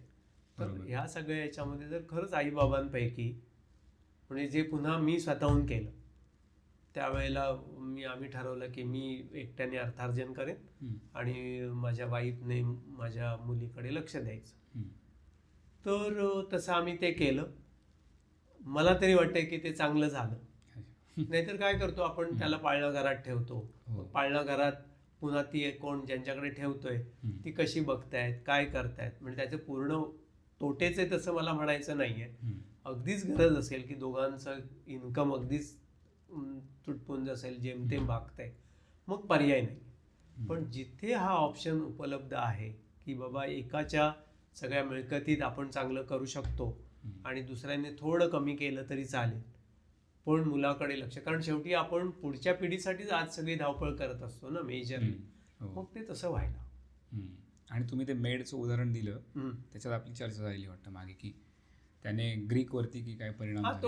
ते उदाहरणच आहे की ते सगळे शूर योद्धे, ते सगळे जग जिंकायला चालले होते, पण पाठीमागे त्यांनी मुलांना वाढवण्याचं, त्यांना शिक्षण देण्याचं काम त्यांनी जिंकलेल्या पर्यायाने गुलामांकडे दिलं. मग ते तशी मनोवृत्ती त्या पुढच्या पिढीकडे झाली, म्हणजे पहिली एकच पिढी पिढ्यानपिढ्या होत्या आणि मग तो देश उलटा झाला. तर हे एक मोठं उदाहरण आहे, खूप जुनं उदाहरण आहे. पण जिथे जिथे तुम्ही बघा की तुम्हाला वाटते की आपण अशा प्रकारे सक्षम आहोत, ती सक्षमता जर तुमच्या मागच्या पिढीत यायला हवं तर तुमचा तिथे जवळपासचा जो बॉन्डिंग म्हणा किंवा जवळीक म्हणा ती असायला पाहिजे. आपण पुन्हा शिस्तीकडे येऊया. आपलं मगाशी चर्चा झाली होती की लवकर उठायचं. तर आम्ही ठरवतो, मी कौस्तुभ आम्ही ठरवतो की लवकर उठूया. तर कसं काय उठायचं, काय टेक्निक आहे का त्याला काय? पहिल्यांदा तुम्हाला लवकर उठूया त्या लवकरचं डेफिनेशन वर्कआउट करायला. लवकर म्हणजे किती वाजता? म्हणजे प्रत्येक जण जर 10 वाजता झोपत असेल तर तो 5 वाजल्यापासून पुढे लवकर म्हणू शकतो. ओके. पुन्हा मगाशी मी म्हटलं ना की प्रत्येक वेळेला ज्याने त्याने आपल्या शरीराला काय हवंय याचं जवळीकीने अभ्यास करायला हवा. मग तुमच्या शरीराला तुम्ही करत असलेल्या कामामुळे वगैरे जो काही थकवा येतो त्याला किती तासांची झोप गरजेची पुरेशी आहे हे एकदा समजलं पाहिजे. मग जो 10 वाजता झोपतोय तो 5 वाजता उठू शकतो का? म्हणजे मी 7 तास तर मिनिमम म्हणतोच आहे, झोप सगळ्यांना हवीच आहे. मध्यंतरी एक मतप्रवाह आला होता, मी 4 तासच झोपतो, मी पाऊण तास दर 4 तासांनी झोपतो वगैरे वगैरे. आणि आता सगळी मंडळी 7 ते 9 इतक्या तासांची झोप असायला पाहिजे या पुन्हा मतप्रवाहाकडे आलेली आहे. माझं स्वतःचं मत आहे की दिवस कामासाठीचा असतो तर दिवसा काम करा, रात्र झोपण्यासाठीची असते तर रात्री झोपा. म्हणजे मी स्वतः 10 नंतर जागू म्हणजे गरज असल्याशिवाय जागत नाही आणि जागू पण शकत नाही, पण 5:30, 5, 5:15, 5:30 नंतर झोपू पण शकत नाही. तर प्रत्येकाने मी रोज किती वाजता झोपू शकतो, कारण प्रत्येकाचं काम वेळा या सगळ्या वर खाली असतं. एखादा म्हणेल मी 12 वाजताच लवकरात लवकर झोपू शकतो, मग त्याला 7 वाजता हे लवकर होईल. ओके. जो 10 वाजता झोपतोय त्याला 5 वाजता हे लवकर होईल. 5, 5:30, पावणे 7. 7 तासाची झोप. 7 तासाची झोप. काही जण 6 तासात पुरेसे असतात. बरोबर आहे. मग ते तसं ठरवल्यानंतर मग तुम्हाला त्यावेळेला उठायचंय. त्यावेळेला उठलं जातं की नाही जातं हे ज्याच्या त्याच्यावर अवलंबून आहे. पुन्हा मगाचा PMA NMA चा मुद्दा येतो की अलार्म लावलाय किंवा कोणतरी दार ठोकवतंय, येऊन हलवतंय आणि म्हणते आता उठ, वेळ झाली. मग त्या पहिल्या जाग आलेल्या क्षणाला तुम्ही उठून बसताय का ते तुमच्यावर. ओके. तुम्ही म्हणाले मी 5 मिनिटांनी उठेन किंवा ते स्नूज बटन दाबेन, ते टाळायला. ते टाळण्यासाठी पुन्हा आदल्या दिवशी रात्री 10 वेळेला, 15 वेळेला, 20 वेळेला स्वयंसूचना, मला उद्या सकाळी जाग आल्या क्षणी किंवा अलार्म वाजल्या क्षणी उठायचं. आणि जेवढं लवकर होईल तेवढं तुम्ही बिछाण्यापासून दूर जा. ओके. म्हणजे पहिल्याच स्नूज बीज न जाता पहिलं त्याला अलार्म बंद केला, अलार्म वाजून थांबेल तिथपर्यंत पहिल्या अलार्मच्या घंटीला तुम्ही उठा, त्याला बंद करून तुम्ही अंथरुणाच्या बाहेर जा. ओके. मी म्हणेन शक्य असेल तुम्ही जर फ्लोअरवर झोपत असाल तर थंड लादीवर जा. अच्छा. हो, बस तेवढं केलं ना. पण तेच जर तुम्ही पांघरून घेऊन असं बसलात तिथेच, कारण AC कधी चालू असेल किंवा सकाळी 4 वाजता कोणी बंद केलेला असेल तरी गारवा असतो, मग त्या गारव्यात अजून तुम्ही ऊब घ्यायला गेलात तर मग तुम्हाला लवकर. पण पटकन तुम्ही जर त्या गार लादीवर गेलात, अगदी एक पाय जरी तुम्ही गार ह्याच्यावरती टेकून तसाच ठेवलात तर मग उठण्याच्या बाजूला तुम्ही आहात. तुम्ही कम्फर्ट झोन मधून पटकन बाहेर. एक्झॅक्टली. तुम्ही प्रोटेक्शन मधून, कम्फर्ट झोन मधून, उभेतून बाहेर जा. ओके. आणि मग उठलात तुम्ही आणि मग पुन्हा ते ठरवा की मी उठलोय. आणि उठल्यापासून तुम्ही जर रेंगाळत राहिलात पहिली 10 मिनिटं 15 मिनिटं तर मग तुम्ही सुस्तीत राहणार. पण उठल्यापासून उत्साहाने काय करायला, म्हणजे तुम्ही गेलात, वॉश घेतलात, ब्रश केलं, त्याच्यानंतर तुम्हाला बाहेर जायचं असेल. मी तर सगळ्यांना सांगतो, तुम्हाला सकाळी जर लवकर उठायची सवय लागायची असेल तर उठल्याबरोबर तुम्ही वॉश घ्या, ब्रश करा, बाथरूमला फ्रेश व्हायचं असेल तर जाऊन या आणि घराच्या बाहेर जा. 5 मिनिटं तुम्ही बिल्डिंगच्या बाहेर जाऊन एक बिल्डिंगला फेरी मारून थांबा. मग जे तुमच्या मनाला उल्हासितपणा जाणवतो, कोणत्याही म्हणजे ऋतूमध्ये तुम्ही बाहेर गेलात तरी घरातल्यापेक्षा बाहेरचं वातावरण, मी म्हणतो अगदी तुमच्या बिल्डिंगच्या तिथून खूप गाड्यांची वर्दळ असलेल्या रस्त्यावर जरी गेलात तरी सकाळी गाड्या कमी असतात पण तिथे एक वेगळाच तुम्हाला गारवा किंवा उल्हासितपणा जाणवतो. ओके. पण ते ठरवून मी उठल्यापासून पुढच्या 20 मिनिटात घराच्या बाहेर पडेल. ओके. हे तुम्ही जर काही दिवस केलं, कोण 20 दिवस म्हणेल, कोण 90 दिवस म्हणेल, मी म्हणतो फक्त आठवडाभर केलं आणि त्याने येणाऱ्या मजेला तुम्ही जर म्हणजे त्याचा जर आस्वाद घेतला, त्याचा आनंद जर तुम्हाला वाटायला लागला, मग तुम्ही लवकर. ओके. तर पुन्हा 3 मुद्दे. पहिल्या बेलला तुम्ही बिछाण्यातून बाहेर व्हा, गार ह्याला वगैरे हात लावा, म्हणजे थोडीशी ती हे होते. आणि पटकन जे काही बिछाना आवरायचा असेल मग त्याप्रमाणे आवरा. त्या घड्या एकदम व्यवस्थितपणे घाला. ओके. हां, ते मी एक वाचले का मॉंगचं, त्याने सांगितलेलं, आम्ही ते मनाच्या श्लोकच्या चर्चेत पण खूपदा बडबडलं, की त्याने सांगितलं की तुम्ही प्रोक्रॅस्टिनेशन टाळण्याचं पहिलं पाऊल आहे की तुम्ही पटकन उठल्या उठल्या तुमच्या अंथरुणाच्या घड्या घाला आणि त्या सुंदर घालायच्या. आणि असं ठरवून, अरे काय सुंदर घडी घातली मी, मग तिथून तुमचा तो PMA जागृत होतो, तो चांगला फोरमन तो कामाला लागतो की घडी किती सुंदर घातली आहे. म्हणजे तुम्ही उठल्या उठल्या एक काम बरोबर केलंय. म्हणजे मी आणि म्हणजे असं म्हटलं पाहिजे की बाबा अरे काय सुंदर घडी आहे. म्हणजे स्वतःला पण वाटलं पाहिजे की मी उठल्याबरोबर घडी घातली. कारण तेव्हा बऱ्यापैकी अंधार असतो, आपण लगेच लाईट लावायला जात नाही, त्या अंधारात घालतात. ते तिथपासून सुरुवात होतं. म्हणजे बिछाना उठल्याबरोबर बरोबर करून ठेवायचा तेव्हाच्या तेव्हा, ही एक चांगली सवय म्हटली जाते. मग तिथपासून सुरू करा, मग तुम्हाला त्या सगळ्या गोष्टींचा आनंद. पहिलं ज्या वेळेला पाणी तुम्ही सकाळी तुमच्या चेहऱ्याला लागतंय, तो जो त्याचा जो स्पर्श होतोय ना, त्याला तुम्ही कसं बघताय. पर्टिक्युलरली थंडीच्या वेळेला आपल्याला ते घेऊ नये असं वाटतं, पण त्याने जो तुम्हाला विश्वास वाटतो की मजा आली त्याची, बरोबर आहे. म्हणजे थंड पाण्याने आंघोळ उन्हाळ्यात सगळेच करतात, बरं वाटतं. पण थंडीच्या वेळेला थंड पाण्याने आंघोळ करणाऱ्याला किती बरं वाटत असेल त्याचा विचार करून करायचा. बाहेर थंडी पडली आहे, सगळे अगदी चांगले पांघरुणात स्वेटरमध्ये आहेत आणि मी उठून थंड पाण्याने आंघोळ करू शकतो, बरोबर आहे. 2-3 टेक्निक वापरून बघायला हव्या. तर हे चाललं सकाळी उठायचं नाही. थोडे अजून 1-2 त्याबाबतीत आहे की पहिलं झालं तुम्ही तुमचं उठल्यापासूनचं पुढच्या अर्ध्या तासाचं जे काही तुमचं वेळापत्रक आहे ना, ते अगदी ठरवून ठेवा. ओके. म्हणजे काही जणांना अगदी थोडासा वेगळा, थोडा हास्यास्पद आहे की मोशनचा प्रॉब्लेम असतो. ती जाणीव होईपर्यंत मग ते काही मित्र सांगायचे आम्ही सिगरेट प्यायला लागतं, सिगरेट पितो, कोण गरम पाणी पितो, कोण उठाबशा काढतो, कोण त्या म्हणजे जुन्या पद्धतीत बसून राहतो वगैरे. मी सांगतो की तुम्ही उठा आणि त्या ओघात जाऊन तिथे बसा. भारतीय स्टाईल असेल किंवा कमोड असेल, बसा. मग ते प्रोग्राम की या वेळेला ह्या गोष्टीने बाहेर जायचंच आहे. ओके. मग मेंदू स्वतःला सांगतो. हो, तुमचं आतलं प्रोग्रॅमिंग कोणत्या कोणत्या गोष्टींवरती अगदी ठाम आहे ना, तेच होणार. बरीचशी मंडळी पचनशक्ती वाढवावी म्हणून हे घेतात, ते घेतात, ते घेतात. सर्दी झाली की ही औषधं घेतात, हे काढे घेतात, वाफारे घेतात.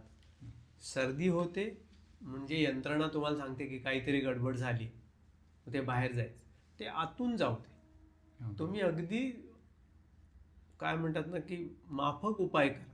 सर्दी झाली की थोडंसं गरम पाणी किंवा गरम काहीतरी एखादा तो डाळीचं पाणी वगैरे पितात, पण मग लगेच ते गोळ्या घेतल्या जातात किंवा इन्हेलर घेतले जातात.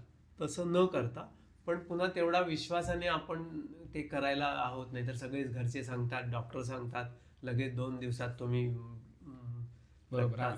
इंजेक्शन वगैरे. तर तिथपासून सगळं आहे.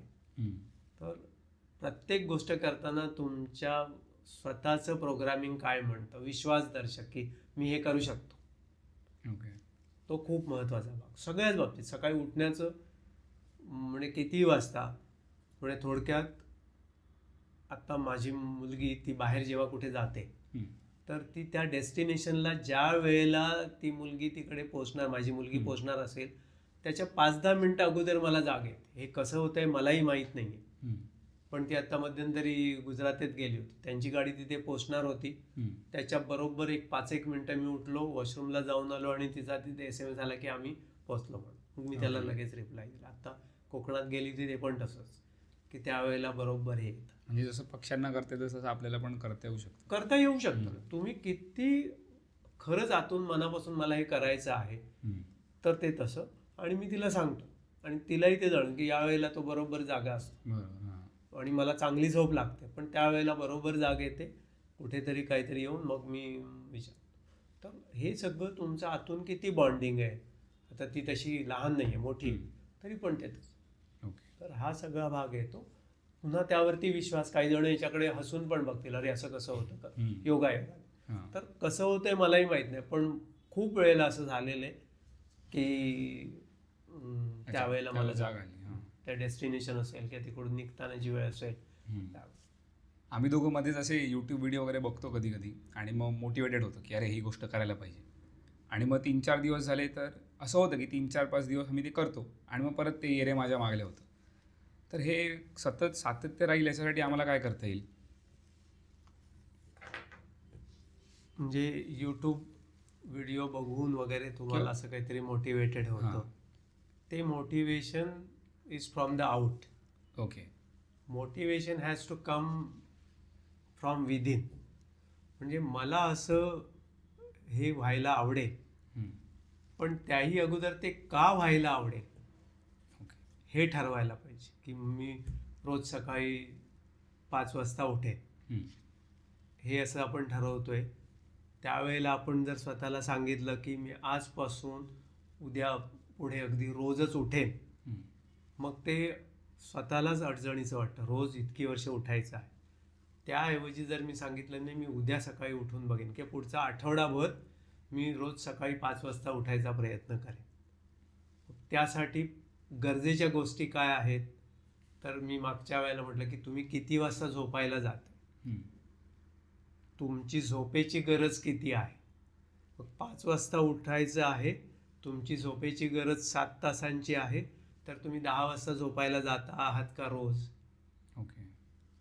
आणि हे रोज तुम्ही व्यवस्थितपणे पाळू शकाल का? तर तुम्ही रोज सकाळी 5 वाजता उठू शकताय. पण जेव्हा तुम्ही विचार करून ठरवाल मी उद्यापासून आता रोज मी सकाळी 5 वाजता उठेनच, म्हणजे स्वतःला कुठेतरी एकदम लॉंग टर्म कमिटमेंटमध्ये तुम्ही अडकवून ठेवायचा प्रयत्न करताय. आणि तुमचं स्वतःचं मनच म्हणते हे काय इतकी वर्ष कधी हा उठला नाहीये आणि आता उद्यापासून कसं होणार आहे.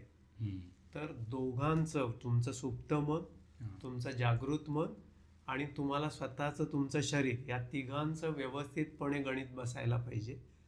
त्या सगळ्यांचं संगनमत व्हायला पाहिजे. त्यासाठी पहिल्यांदा तुम्ही झोपेला किती वाजता जाताय हा मगाचा मुद्दा पुन्हा एकदा, ते तसं करा. आता हे झालं फक्त सकाळी लवकर उठण्याचं.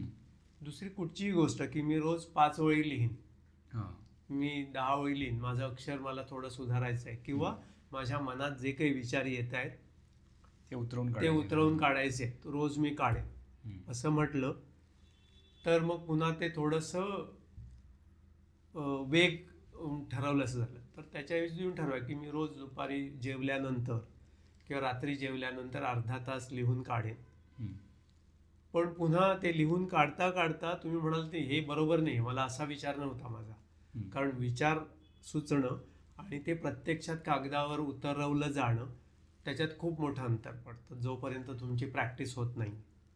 मग त्यावेळेला काय होतं की जसं येईल तसं पहिल्यांदा तुम्ही लिहित जा आणि मग हळूहळू तुम्ही त्याच्यात सुधारणा करू शकता. पण पहिल्याच वेळेला मी अगदी मला हवे तसेच्या तसे विचार एका लेखणीत मी उतरवून काढेन याचा जर तुम्ही अट्टहास केलात तर मग 2 दिवसानंतर वाटतं, 4 दिवसानंतर तुमचं 4 दिवसात ते मोडून पडतं. आधी पहिल्यांदा मग म्हणजे get in to do it mode, करत जा आणि मग त्यात हळूहळू म्हणजे पुन्हा 1% इम्प्रूव्हमेंटचा फॉर्म्युला आहे जो ब्रिटिश सायकलिंग टीमने वगैरे वापरला होता 1999 आणि 2002 त्या काळात.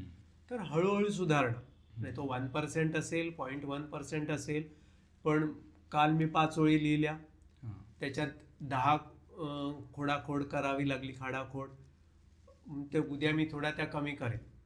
पण मी 5 ओळी लिहिताना अगदी सलग माझ्या मनातून ते विचार येत आहेत आणि कागदावर उतरवले जात आहेत असं होणार नाही. तर तुम्हाला पहिल्यांदा करत राहाच्या मोडमध्ये जायला लागेल मग केल्याने होता आहे रे आधी केलेची पाहिजे, आणि मग ते हळूहळू सुधारेल. तर झोपेचं, लिखाणाचं किंवा अजून काय असेल. आम्ही पुस्तक वाचायचे ठरवलेलं. आम्ही ठरवलं की न्यू इयर रिझोल्युशन होत नाही आमच्याकडून. म्हणजे आपण 1 तारखेला ठरवतो की आपण काहीतरी करूया, म्हणून 1 आठवडा आधीच ठरवलं की आपण या वर्षी आपण प्रत्येक आठवड्याला 1 पुस्तक वाचू. तर काही पुस्तकं वाचून झाली, पण प्रत्येक आठवड्याला 1 झालं नाही. मग ते कदाचित फिजिबल नव्हतं ते जे गोल ठरवलं तुम्ही म्हणाल्याप्रमाणे. मी मगाशी ते म्हटलं की तुम्ही एक्स्ट्रीम काहीतरी ठरवतात. आता आठवड्याला 1 पुस्तक वाचायचं झालं आणि ते पुस्तक जर 400 पानांचं असेल तर सरासरी तुम्हाला 6 दिवसात तर ते 50 पानं किंवा 60 पानं वाचायला हवीत. तुमचं कामाचं एकंदरीत स्वरूप, पुन्हा ते जे पुस्तक वाचायला घेतलंय त्या पुस्तकाची भाषा. आता आपण सगळी जरी इंग्लिश मिडियममध्ये शिकलेलो असलो तरी आपण मराठी विचार करणारी मंडळी आहोत. मग ते इंग्लिश पुस्तक वाचताना पटकन समजलं जातंय का? मराठी पुस्तक असेल तर समजलं जाईल पटकन, पण आवडणारा विषय आहे का?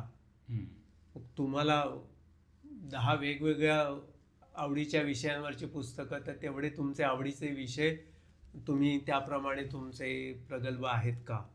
तर तुम्हाला आवडत असेल समजा एखादा मराठी शाहीचा इतिहास, ते पुस्तक तुम्ही वाचू शकाल आठवड्याभरात. पण त्याच्यासमोर काहीतरी एखादं वैचारिक पुस्तक आलं, थोडंसं विश्लेषण असलं त्यातलं, तर मग तुम्हाला तसं होणार नाही. मुळात आठवड्याला 1 पुस्तक म्हणजे महिन्याला 4 पुस्तकं म्हणजे वर्षाला 50 पुस्तकं, हे तुमच्या खरंच त्या बजेटमध्ये बसतंय का? त्यापेक्षा तुम्ही असं ठरवा की झोपण्या अगोदर मी 10 मिनिटं वाचेन सुरुवातीला. काही होऊ दे, मी सरासरी 10 वाजता झोपायला जातोय, तर मी 10 वाजता जर तुमच्या झोपायच्या खोलीत मी गेलो तर 10 ते 10 पर्यंत 10 पर्यंत वाचेन. 9:50ला गेलो तर 10 वाजेपर्यंत वाचेन. मग ती 10 मिनिटाची तुम्ही 11 मिनिटं करा, 12 मिनिटं करा, अर्धा तास करा, आणि मग तुम्ही पुस्तकांच्या टार्गेटवर या. ओके, मग सुरुवातीला आम्ही फक्त वाचण्याचं टार्गेट, वाचायचं की मला वाचायचंय. मग 1 पुस्तक झालं, आणि असं 5 पुस्तकं तुम्हाला महिन्याला 4 पुस्तकं वाचायचे, तर तुमचं काम त्या संदर्भातलं आहे का? काही जणांचं कामच तशा संदर्भाचं असतं की ती पुस्तकं वाचायची आहेत आणि मग काहीतरी करा. तुमचं काम जर कॉर्पोरेटला काहीतरी दुसरं असेल, तिकडे तुम्ही थकून आलेले असाल आणि पुस्तक वाचायला एवढं वाचायचंय म्हणजे एवढी पानं मला वाचायचीच आहेत, जरी तुम्ही ती कशी करून वाचून काढली तरी त्याच्यामध्ये जास्त वेळ तुम्ही तग धरू शकणार नाहीत. म्हणजे तुमचा जो 4 दिवसांचा मुद्दा, आणि ते वाचलेलं आपण का वाचतो आहोत, काहीतरी आपल्याला आपल्यात बदल घडला पाहिजे, आनंद मिळायला पाहिजे, तो होणार नाही. कुठे तरी त्याच्यात तांत्रिकता येईल. तो पण एक ॲडिशनल टास्क झाला. ठरवल्याप्रमाणे मी वाचतोय, पण खरं काहीतरी इकडे घुसतंय का, आणि ते पुढे आपल्याला वापरात आणण्यासाठी त्यावेळेला पुन्हा रिकलेक्ट होतंय का, असं होणार नाही. त्याच्याऐवजी तुम्ही आवडीने 4 पानं वाचा. वाटलं त्याच्यातल्या 1-2 ओळी लिहायच्या असतील, काही जणांना सवय असते जशी मला आहे, ते लिहून ठेवा. मग ते कधीही तुम्हाला आठवेल. मग 4 पानांची 10 पानं, 20 पानं, मग 1 पुस्तक होऊ शकेल तुमचं आठवड्याला. बरोबर. हो. पुन्हा अजून एक त्यात अडथळा असा येतो की आपण इतकी वर्ष वाचलेलं नसतं. अभ्यास सोडला तेव्हा आपण अभ्यासाची पुस्तकं थोडीशी जोर जबरदस्तीने वाचलेली असतात. त्या व्यतिरिक्त आपण एवढं सतत वाचलेलं नसतं. पर्यायाने तुमचं वाचण्याची क्षमता कमी होते, डोळे आणि मन यांचं एकत्रितपणा कमी झालेला असतो, मग झोप यायला लागते. तर या सगळ्यामुळे 5 पुस्तकं महिन्याला किंवा त्यापेक्षा तुम्ही रोज 10 पानं, तोच पुन्हा मुद्दा मी सांगतोय, असं ठेवा. मग तुम्ही वाचनाची एकदा तुमची आवड चालू झाली मग तुम्ही करू शकता. मगाशी आपण चर्चा केली ना खाण्यावरती, तुम्ही म्हणालात की लग्नात जातो आपण आणि आपण अलिप्त राहू की आपण जर खाल्लं नाही तर, पण एखाद्याला खरंच आवडत असेल खायला गोष्ट, तर मग कंट्रोल कसा ठेवावा, ताबा कसा ठेवावा स्वतः? मी खायला आवडतं याचं पुन्हा खरंच सूक्ष्म विश्लेषण व्हायला. भरपूर खायला आवडतंय की क्वालिटी खायला आवडते, हे 2 भाग ठरवायला हवे. खाण्यावर ताबा ठेवणं ही एक मोठी कठीण गोष्ट आहे, पण त्याला सुद्धा निग्रही जर आपल्याकडे जर डिटर्मिनेशन असेल तर आपण ते करू शकतो. छोटे छोटे उपाय आहेत. पण पुन्हा पहिल्यांदा त्याची जी किंमत, कोणतीही गोष्ट आपल्याला मिळवायची असेल त्याची किंमत द्यावी लागते. बरोबर आहे. ती किंमत द्यायची तयारी आहे का? तर ती किंमत म्हणजे पैसेच मोजायचे तसं होत नाही, वेगवेगळ्या पद्धतीने येत आहे. की मला आवडीच्या गोष्टी 10 मांडलेल्या आहेत आणि मी म्हणतो त्यातली 1-2 खाईन, की सगळ्यातला 1-1 चमचा खाईन आणि थांबेन. मग ती तिथे आवड आपली मारतो. बरोबर. ती किंमत तशी द्यायची तयारी आहे का? अदर वे राऊंड प्राइस, की मी भरपूर खाल्लं आणि मग माझी तब्येत बिघडेल, उद्या अपचन होईल, दुरोगामी माझं वजन वाढेल, डायबिटीस चालू होईल, ती किंमत द्यायची. तर दोनापैकी कोणती किंमत द्यायची हे ठरवता आलं. किंमत द्यावीच लागणार. खाणं हा भाग असा आहे, म्हणजे म्हटलं तर जगभराचा तो प्रॉब्लेम आहे, म्हटलं तर आपला वैयक्तिक प्रॉब्लेम आहे. खाण्यासाठीच्या सगळ्या गोष्टी उपलब्ध आहे, पण मी किती खाईन हा ज्याचा त्याचा प्रश्न आहे. अगदी कमी खाल्लं मी किंमत देणार, अगदी जास्त खाल्लं मी किंमत देणार, बरोबर खाल्लं तरी सुद्धा मी किंमत देणार आहे, की सगळे खात आहेत आणि मी एकटा अलिप्त तिथे राहून बघतोय. तर त्या तिन्हापैकी कोणती किंमत द्यायची हे तुम्ही आज ठरवा. आता मी प्रमाणातच खाईन, म्हणजे मी त्यातली सगळ्याची चव पण घेईन आणि मी जास्त पण खाणार नाही, याच्यावरचे उपाय आपल्याला करता येतील. तर त्याला सगळे म्हणतात की तुम्ही प्लेटच छोटी घ्या. म्हणजे छोट्या प्लेटमध्ये तुम्ही थोडं थोडं घेतलं की प्लेट भरलेली दिसते. बरोबर आहे, हा एक उपाय झाला. दुसरा उपाय आहे की तुम्ही एकदाच हवं तेवढं वाढून घ्या, जे मी इतकी वर्ष जवळपास करत आलोय, की एकदा वाढून घेतलं की नंतर दुसऱ्यांदा मी शक्यतो वाढून घेत नाही. पण मग पुन्हा समोर आहे कोणतरी विचारतोय, अरे थोडंसं घे ना, एक वडा घे ना, एक पुरी घे ना, एक चमचा घे ना, असं कर. मग त्याच्यावरचा उपाय काय, की जिथे ते पदार्थ ठेवलेले आहेत, जिथे ते वाढपी आहेत, आता हे घरात करणं किती सोपं आहे कठीण आहे मला माहित नाहीये, त्यांच्यापासून दूरच जा. एकदा वाढून घेतलं, बुफे आहे लग्न समारंभात, वाढून घेतलं की त्याच्यापासून दूर जा. बरोबर आहे. आता मला ही सवय कशी लागली ते पण मी सांगतो. मी दुसऱ्यांदा तिकडे परत जात नाही, कारण सगळी मंडळी जाऊन त्याच उष्ट्या हाताने परत ते सगळे ते पुऱ्या बिऱ्या उचलत असतात. तर ते मला बघून म्हणून आपण एकदा वाढून घेतलं की मग परत जायचं नाही. त्याने मला ती सवय झाली. आता ती अंगी बांधली. एकदा वाढून घेतलं, आता तसंच घरी सुद्धा एकदा मला माहिती की किती कोणते पदार्थ आहेत ते घेतले की मी शक्यतो दुसऱ्यांदा घेत नाही. तर हा एक प्रकार झाला. दुसरा प्रकार की तुम्हाला एकदम तसं करणं कठीण जाणार. पुन्हा म्हटलं ना की ही सगळ्यात मोठी कठीण गोष्ट आहे, खाण्यावरती ताबा मिळवायचा.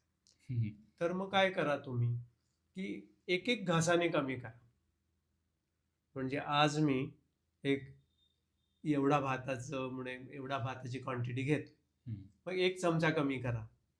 आठवड्याभराने त्या 1 चमच्याने किती फरक पडला तर जाणवत पण नाहीये. मग दुसऱ्या दिवशी आठवड्यापासून अजून 1 करा, किंवा पोळी किंवा चपाती म्हणतात, आपण आज 4 खातो आहोत, तर एका आठवड्यात ते 1/4 चपाती कमी करा, म्हणजे 3.25 घ्या.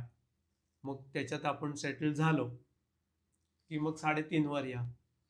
आणि मग कळेल तुम्हाला त्याचं इंडिकेटर काय आहे, तर तुमचं वजन किती खालीवर होतंय.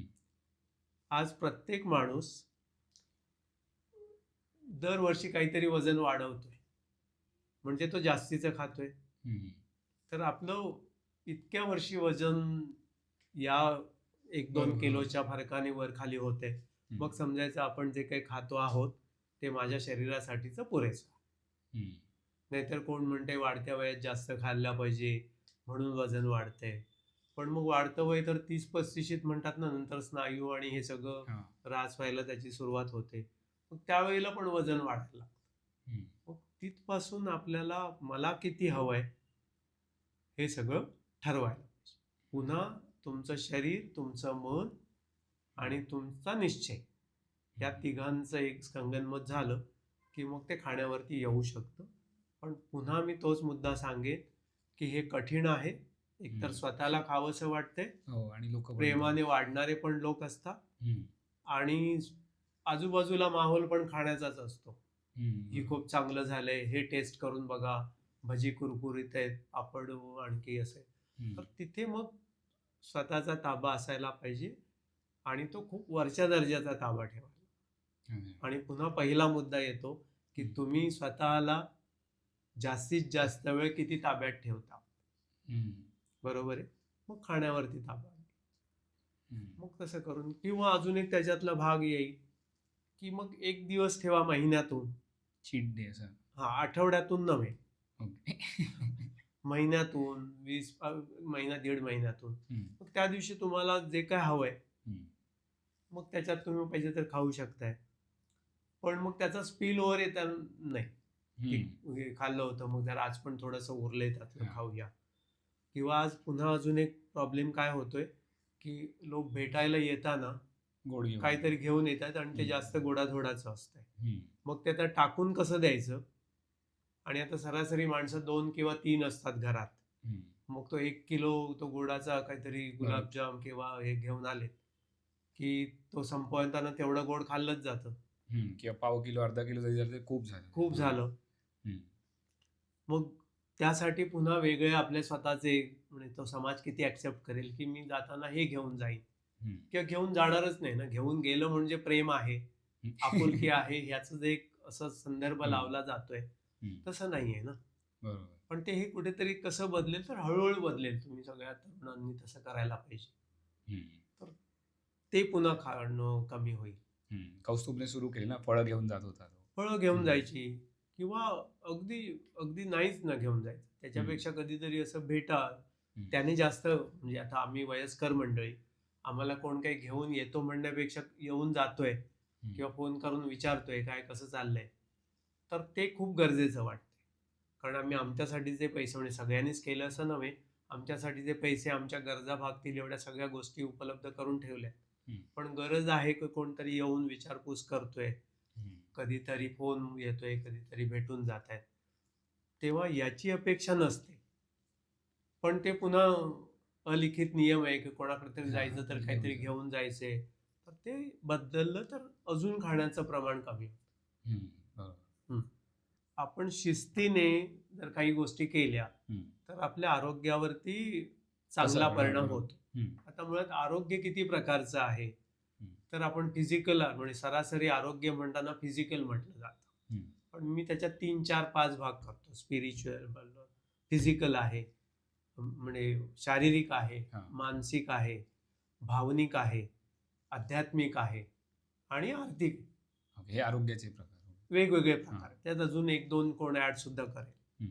तर आपण जर शिस्तीने सकाळी उठलो, व्यायाम केला, किंवा इतर वेळेला जिथे, म्हणजे आता सरासरी मंडळी खाली उतरतायत, लगेच रिक्षात बसतायत आणि 1 किलोमीटर 900 मीटर चालायचं असेल तरी पण रिक्षाने जातात. तर असं ठरवलं आपण की नाही, 1.25 किलोमीटर पर्यंत मी चालतच जाईल.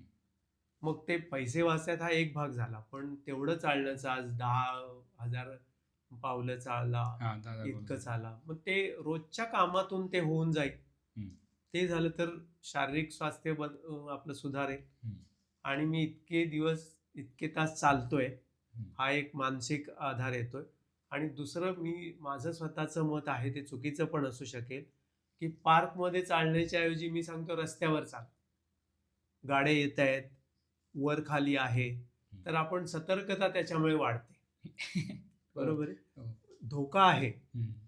पण पार्कमध्ये कसे की आपल्याला तो बरोबर तो रूट माहित आहे, त्याच्यात खास खळगे नसतात, पण माहिती इथे थोडा उंचवट आहे, ते रेकॉर्डिंग होतं.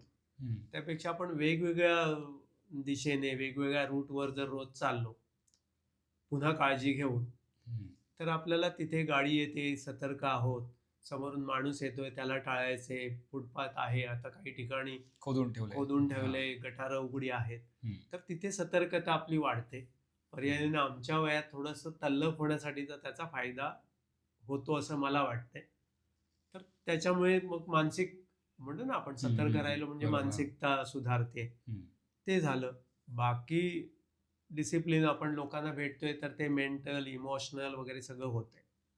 पण आर्थिक, मगाशी मी म्हटलं तो मुद्दा, की सरासरी पैसे खर्च करण्याचा दिवसातला वेळ हा दुपारी 12 वाजता सुरू होतो. म्हणजे मी ऑनलाईन खरेदीचं म्हणत नाही, ओके. पण सरासरी तुम्ही बघा, दुकानं 11-12 वाजता उघडतात, ती रात्री 11-12 किंवा 12 थोडं- ते 11 किंवा हो, 12 ते किंवा 12. ही बार वगैरे जिथे जास्तीचे पैसे खर्च होतात, हम्म. ते तिथे लिहिलं we are open from 12 noon to 12 midnight, तर तिथे पैसे खर्च होतात.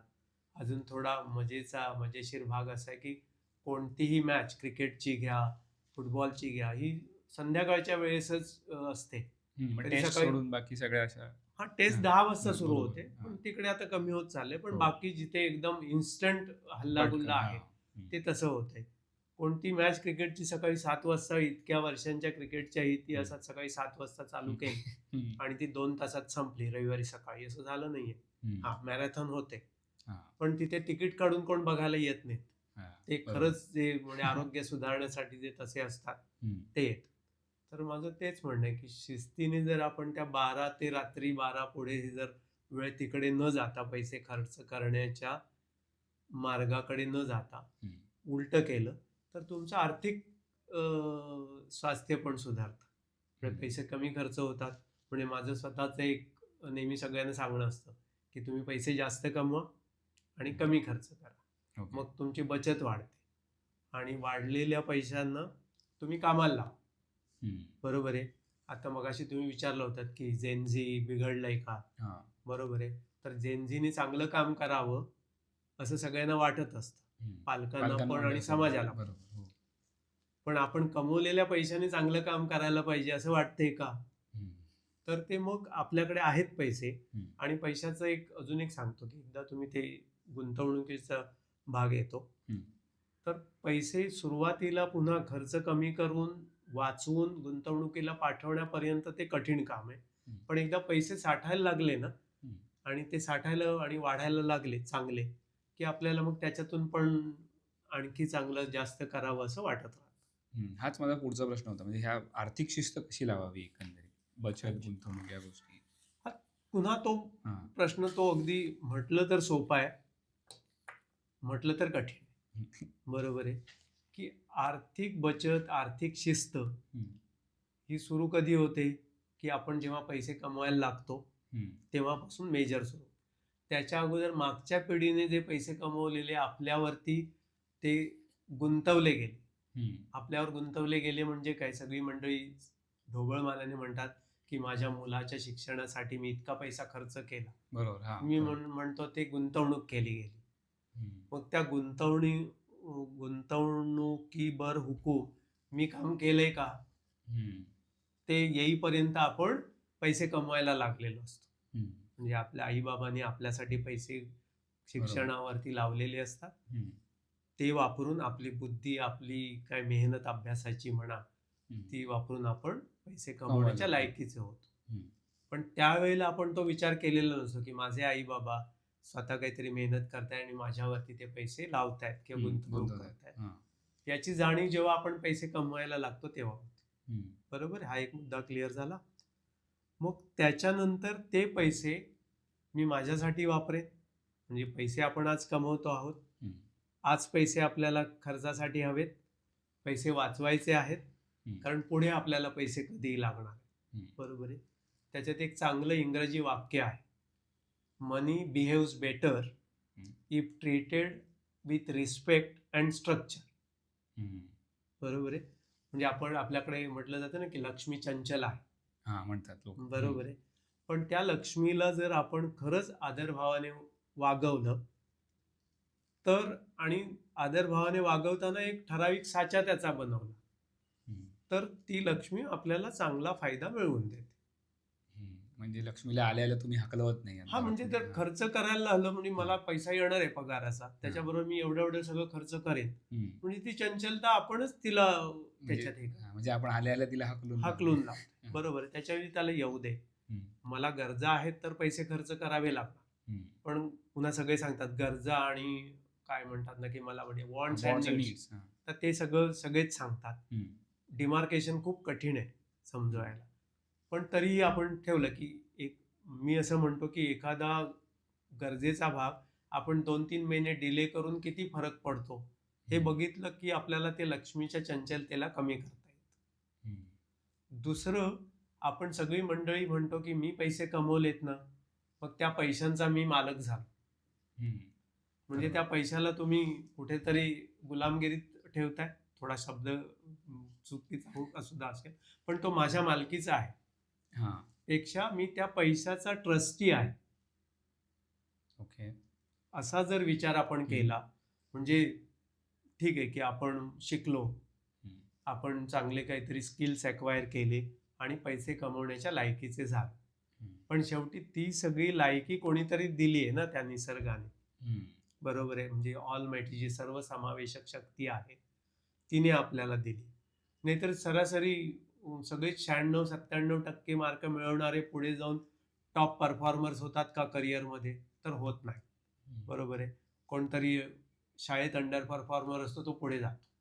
मग ती शक्ती त्याप्रमाणे ही सगळी गणितं अशी चक्र फिरवत असते. थोडं नशीब म्हणता येईल त्यामध्ये. नशीब मी म्हणण्यापेक्षा ती शक्ती ठरवते की तुम्ही किती संपत्तीचे मालक त्यांच्या दृष्टीने. म्हणजे खरी ती मालकी नसतेच, ती काही कालावधीसाठी आपल्याकडे आलेली असते. म्हणजे गीतेत सांगितलंय की आपने क्या लाया था, जो लिया इधर से लिया. ते इथून आलेलं असतं. तर ती शक्ती ठरवत असते की याच्याकडे एवढे पैसे मी देईन. जर ते पैसे तुम्ही तुमच्या मालकीचे म्हणून तुम्ही वापरायला सुरुवात केलीत तर पुढचे मिळायचे कदाचित ते चालू राहतील, पण ते तुमच्याकडे राहणार नाही, चंचलतेतच येते. पण ते ट्रस्टी म्हणून वापरलेत आणि जेवढे गरजेचे आहे, कारण तुम्ही शेवटी मेहनत करताय तर तुमच्या गरजा, तुमचा कम्फर्ट सगळं यायलाच पाहिजे, तेवढ्यासाठी वापरा.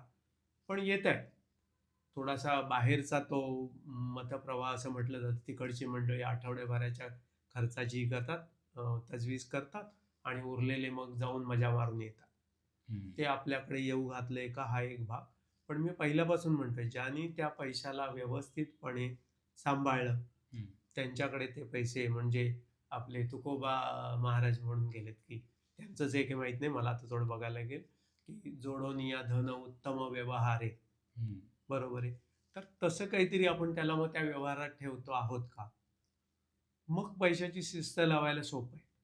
ओके. पण मला येणार आहेत, मी कमवणार आहे, मला आता मी जस्ट 25शी नोकरी सुरू केली आहे, पैसे यायला लागलेत, मी अजून 30 वर्ष 35 वर्ष कमवणार आहे, मग तेव्हा मी बघेन. तर तसं नाही. येणारा प्रत्येक रुपया स्वतःचं आयुष्य घेऊन येत असतो. बरोबर आहे. आयुष्य म्हणताना त्याचं आयुष्य नाही म्हणत, तुमच्याकडे राहण्याचं ते ठरवून येतो. ओके. मग ते कोणत्या रूपात राहील. पुन्हा असं म्हटलं जातं, राधिका गुप्ता म्हणून एडलवाईज म्युच्युअल फंडच्या CEO आहेत, ते म्हणतात Indians retire asset rich but they are income poor. Liquidity नाही, म्हणजे लिक्विडिटी नाही की येणारे पैसे.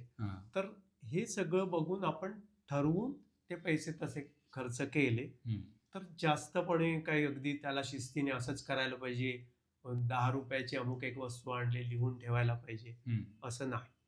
ओके. बरोबर आहे. तर तो एक भाग येतो. आता पुढचा भाग असा येतो की तुम्ही तुमच्याकडे असलेले पैसे खरंच तुमच्या जवळचे फॅमिली मेंबर्स आहेत त्यांच्याकडे त्याच्याबद्दलची चर्चा करताय का. ओके. म्हणजे मगाशी लोक करत नाहीत. मगाशी एक मुद्दा सांगितला, त्या 40शीतल्या मुलाने विचारले, यांनी मला कधी सांगितलं नाही की हे किती पैसे कमवत होते, यांनी किती साठवलेत, आणि आता मी कमवायला लागलो तर हे नेहमी विचारतात तुम्ही काय पैशाचं करताय.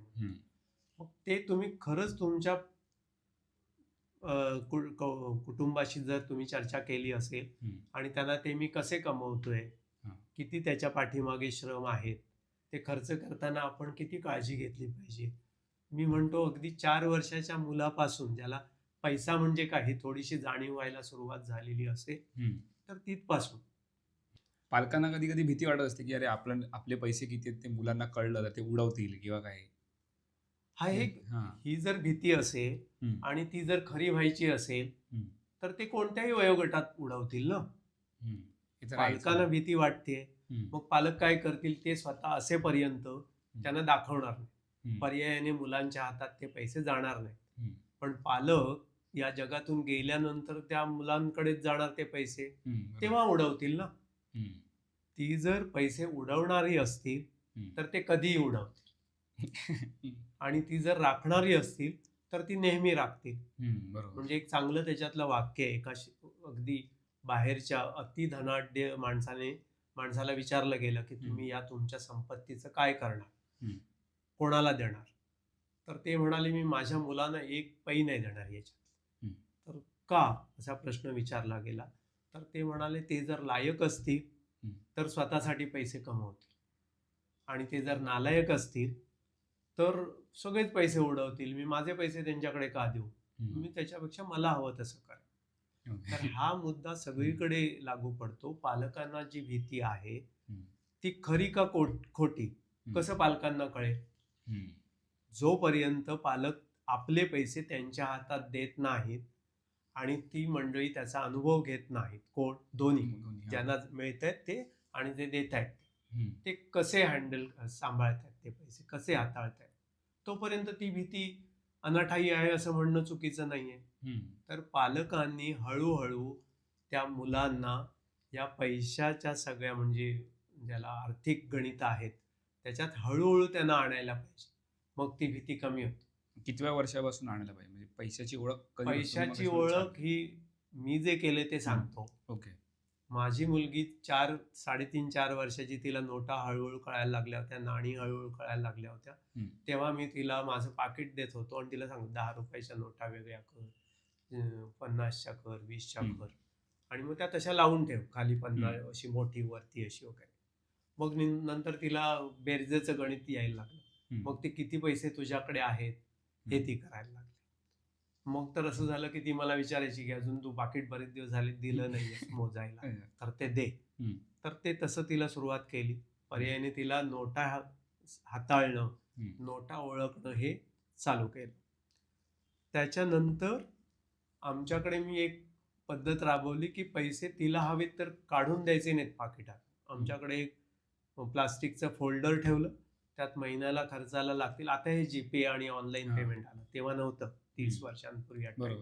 तर त्या पाकिटात पैसे ठेवलेले असायचे आणि त्या पाकिटात एक कागद असायचा, जवळच त्याला लावलेलंच एक पेन किंवा पेन्सिल असायची.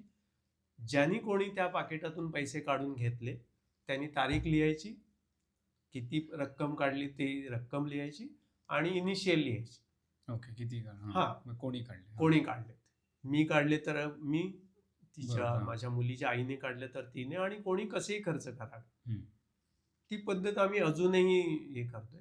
पर्यायाने तिला हे पैसे समोर आहेत त्याच्यातले जास्त काढून घ्यावेत आणि ते कसेही खर्च, फक्त तिने कशासाठी खर्च केलेत ते सांगावे, असं ते सुद्धा लिहून ठेवावेत वगैरे नाही. तेव्हा ती शाळेत जायला जस लागली होती, 1ली 2रीला वगैरे तेव्हापासून. त्याच्यानंतर माझं स्वतःचं ऑफिस आणि घरी जी जुन्या म्हणजे वेस्ट पेपर न्यूजपेपरची रद्दी वगैरे जमा व्हायची, ते तिला मी सांगितलं हे तू विकायची. ओके. आणि त्याचे जे पैसे येतील ते तुझे पैसे, पॉकेट मनी म्हणजे तुझे पैसे. मग त्याचं तू काय जे काही करशील ते फक्त सांगायचं की आज मी शाळेत वडापाव खाल्ला किंवा वही घेतली, आणि ते वही, पेन, पेन्सिल, पट्टी जे काही आणायचं त्या पैशातून. तर ते बरीच वर्ष चाललं. नंतर ती येऊन बघायची ऑफिसमध्ये की रद्दी कितीशी जमा झाली आहे. मग त्यानंतर जेव्हा तिला थोडंसं ताकद, थोडीशी समज यायला लागली, मग ते बंडल बांधून ते तोलायची कशी ते पण आम्ही म्हणजे माझ्या ऑफिसमधले जे 2 जण कामाला होते, दादा होते तिचे, ते तिला मदत करायचे. पण बंडल बांधून ती तोलून पण ठेवायची, काटा पण आणून दिला. का? कारण तो रद्दी पेपरवाला तो वजन खूप कमी दाखवतो, म्हणून ते मोजून ठेवायचं. अजून एक तिला मी सवय लावली, ती जर रद्दी 40 किलो असेल तर त्याला सांगायचं ही 37 किलोचे तू मला पैसे दे, रद्दी 40 किलो, 3 किलो तुला. पण ते पण कोणाला तरी द्यायचे, कारण त्याला पुढे रद्दी तोलताना त्याला काटा मारणारी मंडळी आहे. बरोबर. ते पण गणित मी तिला समजावून सांगितलं. तर ते अगदी परवापर्यंत एक 4-5 वर्षापर्यंत हे चाललं. मग नंतर ते हळूहळू मग ते आता बंद पडलं. तर तेव्हापासून ती जेव्हा तिला चेक लिहायला समजायला लागलं, मी शिकवलं, तेव्हापासून सगळे चेक ती लिहिते आतापर्यंत. लहानपणीच सवय लावली. हो, जेव्हा तिला चेकवर लिहायचं ते तिला सांगितलं आतापासून चेक लिहायचं, पासबुकात पैसे कुठचे आहेत, 2-3 अकाउंट असतातच आपल्याकडे, मग कोणत्या अकाउंटमध्ये पैसे आहेत तिथून तो चेक द्यायचा. पहिल्यांदा घराचं भाडं, लाईट बिल, अशी बरीचशी सगळी चेक पेमेंट्स व्हायची. माझ्याकडे 2 जण कामाला होते, त्यांचे पगार, ऑफिसचं भाडं, ह्या सगळ्या गोष्टी त्या ह्या तारखेला सगळे चेक लिहून ती अगदी बरोबर तयार ठेवायची आणि मग उरले किती पैसे वगैरे वगैरे गोष्टी. तर तो एक भाग झाला. 7वीत असताना तिला मी सांगितलं की बँकेचं अकाउंट तू ओपन करायचं स्वतःच. आमच्या जोगेश्वरीला आम्ही राहत होतो, तिथे NKGSB बँकेतली बरीपैकी मंडळी ओळखीची होती. तर मी सांगितलं मी तिथे बँकेत येईन, पण फॉर्म आणण्यापासून फॉर्म भरण्यापासून सगळं तू करायचं. मग ते बँकेत नेमकं कसं काय काम चालतं, कसे पैसे भरायचे, मग जमा कसे होतात, ते सगळं त्या वर्षभरात हा 6-8 महिने आमचा उपक्रम चालला. 4-5 वेळेस तो फॉर्म भरला गेला, तो बाईंनी सांगितलं इथे अजून हे नाही भरलं, झेरॉक्स काढून आणि मग तो फायनल भरला, पासबुक आलं, पैसे भरले गेले. आणि 8वीला तिला शाळेतून तो प्रोजेक्ट दिला की how to open a bank account. त्याच्यामुळे तिच्या त्या प्रोजेक्टला शाळेत पण चांगली म्हणून सगळं ते मला लिहिलं, कारण तिने प्रॅक्टिकली केलं गेलं. मग तेव्हापासून सगळी बँकेची पासबुकं भरून आणणं, बॅलन्स किती आहे हे 1-2 महिन्यांनी तिचं काम. आणि आता सगळ्या पैशाचा व्यवहार ती 18 वर्षाची झाल्यापासून घरातले सगळे तीच सांभाळते. पण तुम्ही सवय आधीपासून लावली, म्हणजे असं नाही झालं की 18 वर्षाचे झाल्यावर ओळख करून दिली. अजून एक मुद्दा मी तिला सांगितलं, हे सगळं तू जर व्यवस्थित सांभाळशील, त्याच ह्याने की मी लायक असेल तर ते पैसे कमवतील, सांभाळशील तर ते तुझं आहे. तू जर घालवशील तर तुझ्याकडे काय उरणार नाही, कारण आपल्याकडे तसं काही वडिलोपार्जित इस्टेट आलेली नाही. त्यामुळे जे काय आहे ते याच याच्यात कमवलेलं आहे. तू चांगलं सांभाळशील, त्याला अजून भर घालशील तर तुला पुढे आयुष्यात बरं पडेल. मला आजही भीती नाहीये ती जाऊन काहीतरी करेल वगैरे, असं काही नाही. तर मी हे 3ऱ्या-4थ्या तिच्या वयाच्या पासून चालू केलं. अगदी काही नाही, आमच्या घरात पैसे कुठे ठेवलेले आम्हाला तिघांना माहीत असतं. आणि अजून एक थोडासा हास्यास्पद भाग आहे, आमच्याकडे कोणत्याही कपाटाला म्हणजे कोणी ऐकलं की आम्ही कुलूप वगैरे काही लावत नाही.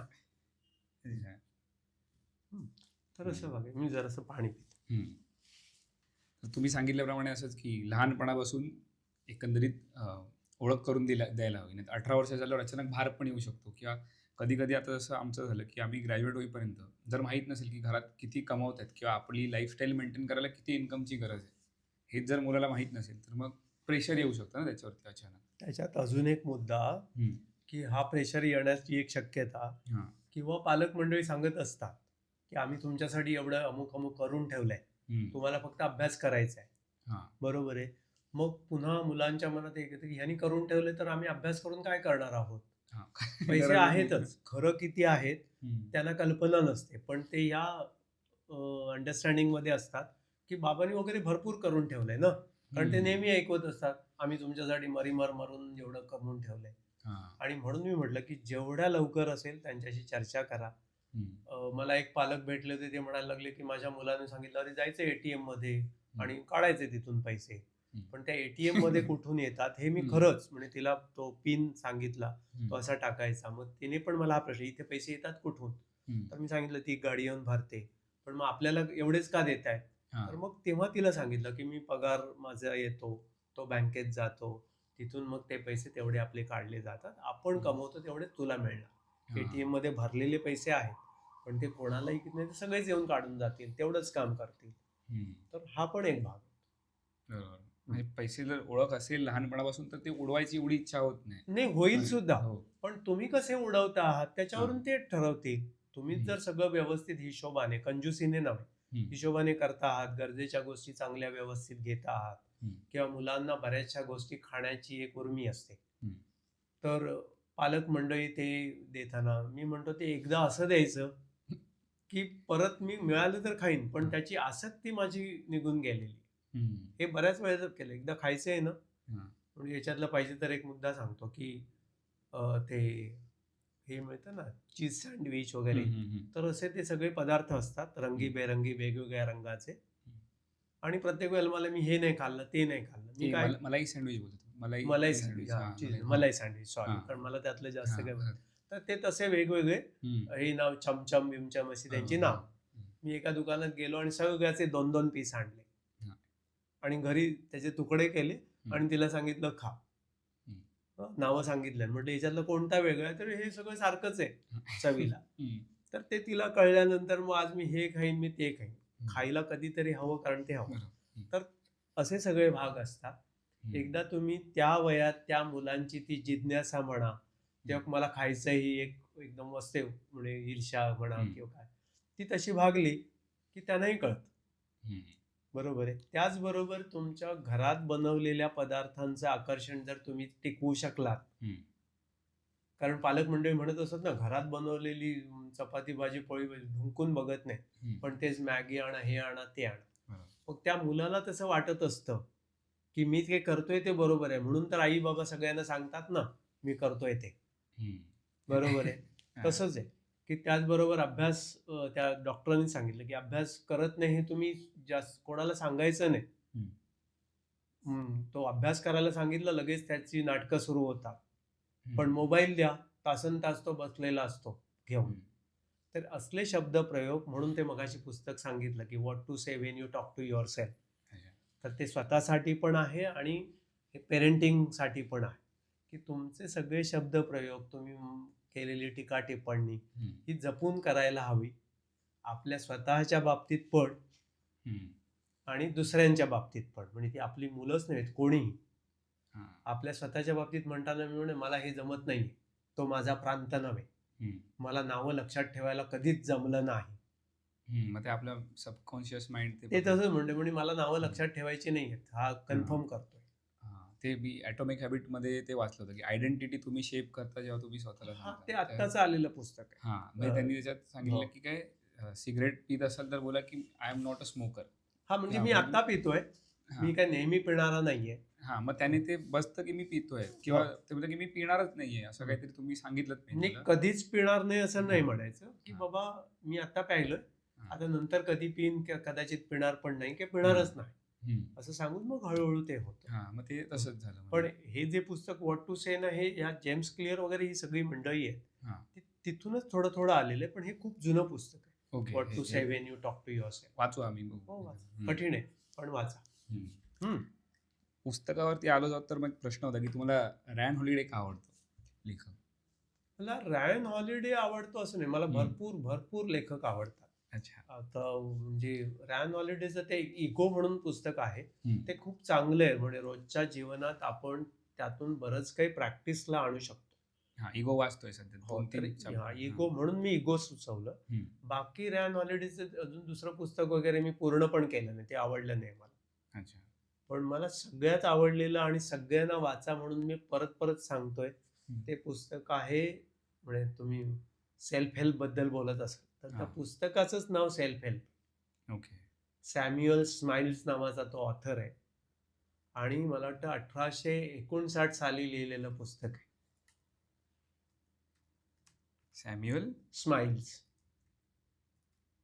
ओके. भाषा कठीण आहे, मी 3 वेळेस वाचलं तरी पण पूर्ण पुस्तक मला समजलं असं मला वाटत नाहीये. पुन्हा एकदा वाचेन मी नंतर थोड्या दिवसांनी. पण ते प्रत्येकाने खरंच वाचावं. मग तुमचं मगाशी शिक्षण, मग शिस्त की पैशांचं गणित, या सगळ्याचं कोण काय कशी मंडळी करून आपल्याला ह्या सगळ्या उपलब्ध असलेल्या आजच्या गोष्टी कशा उपलब्ध झाल्या, त्याच्या पाठीमागे किती जणांचे, कोणाचे, हे फक्त त्यांनी युरोप, त्यातही प्रकर्षाने इंग्लंड या देशातल्या केलेल्या लोकांचे. आपल्याकडे तर असलं काहीतरी त्याची टिप्पणीच नाहीये, नोंदी नाहीये, त्यामुळे कोणी काय केलं माहीतच नाहीये. मग जगभरात कितीच असले प्रयत्न झाले असतील, ज्यांच्याकडे काही नाहीये, जे कधी शाळेत गेले नाहीयेत वगैरे वगैरे, ज्यांनी काय केलं, किती अडचणी. किंवा तसं म्हणजे आता आपण एखादी जर टेक्स्टाईल मिल लावायची असेल तर कोण विचारत नाही, फक्त परमिशन घेतली. पण तेव्हा ते तसं आलं, आज AI मुळे रोजगार जातील, तर त्यावेळेला मिल लावल्यामुळे रोजगार जातील म्हणून त्या मिलच्या मिल जाळल्या गेल्या. अरे बापरे. हो. तर ते सगळं तसं आहे आणि त्याला ती मिल सेट करणाऱ्याला किती त्रास दिला गेला वगैरे वगैरे. तर अशी म्हणजे नुसतं मिलचं नाही, कितीतरी नवीन गोष्टी तांत्रिक अशा. ते अशा कित्येक गोष्टी आहेत, प्रत्येक गोष्टीत ते तसं. तर हे सगळं वाचून आपल्याला कळतं की आपण शिकलो आहोत चांगलं. एक म्हणजे अगदी ग्रॅज्युएशन, पोस्ट ग्रॅज्युएशन, पुन्हा अजून काहीतरी स्किल इम्प्रूव्हमेंटसाठी केलेलं असतं आणि आपण काहीतरी एक साचेबद्ध काम करत असतो आयुष्यभर. मग त्याच्यातनं थोडं काही वेगळं करता येईल का? ओके. तर तसं करण्याची एक स्फूर्ती म्हणा, ऊर्जा म्हणा त्या पुस्तकाने मला तरी दिली. तर तसं आहे तर ते सॅम्युअल स्माइल्स आहेत किंवा डेल कार्नेगीचं ते सगळ्यांना माहीत असलेलं how to win friends and influence people, ते मी बऱ्याच वेळेस वाचलं. कारण आमचा प्रॉब्लेम असा होता की आम्ही गावाला झडपीच्या शाळेत शिकून आलो. इकडे ही शाळा शिकलो ती अजूनही चाळीतली आहे. शाळेचा आदरभाव ठेवून सुद्धा म्हणजे तशी ॲडव्हान्स म्हणणं नव्हतं. कॉलेजमध्ये आम्ही एकच लेक्चर अटेंड केलं 11वी-12वी सोडली तर. 11वी-12वीला कळत नव्हतं इंग्रजीचं. त्यामुळे ह्या काही पुस्तकं परत परत वाचून मग अजूनही मी ती वाचताना डिक्शनरी किंवा असं काहीतरी सपोर्ट घेतो आणि वाचतो.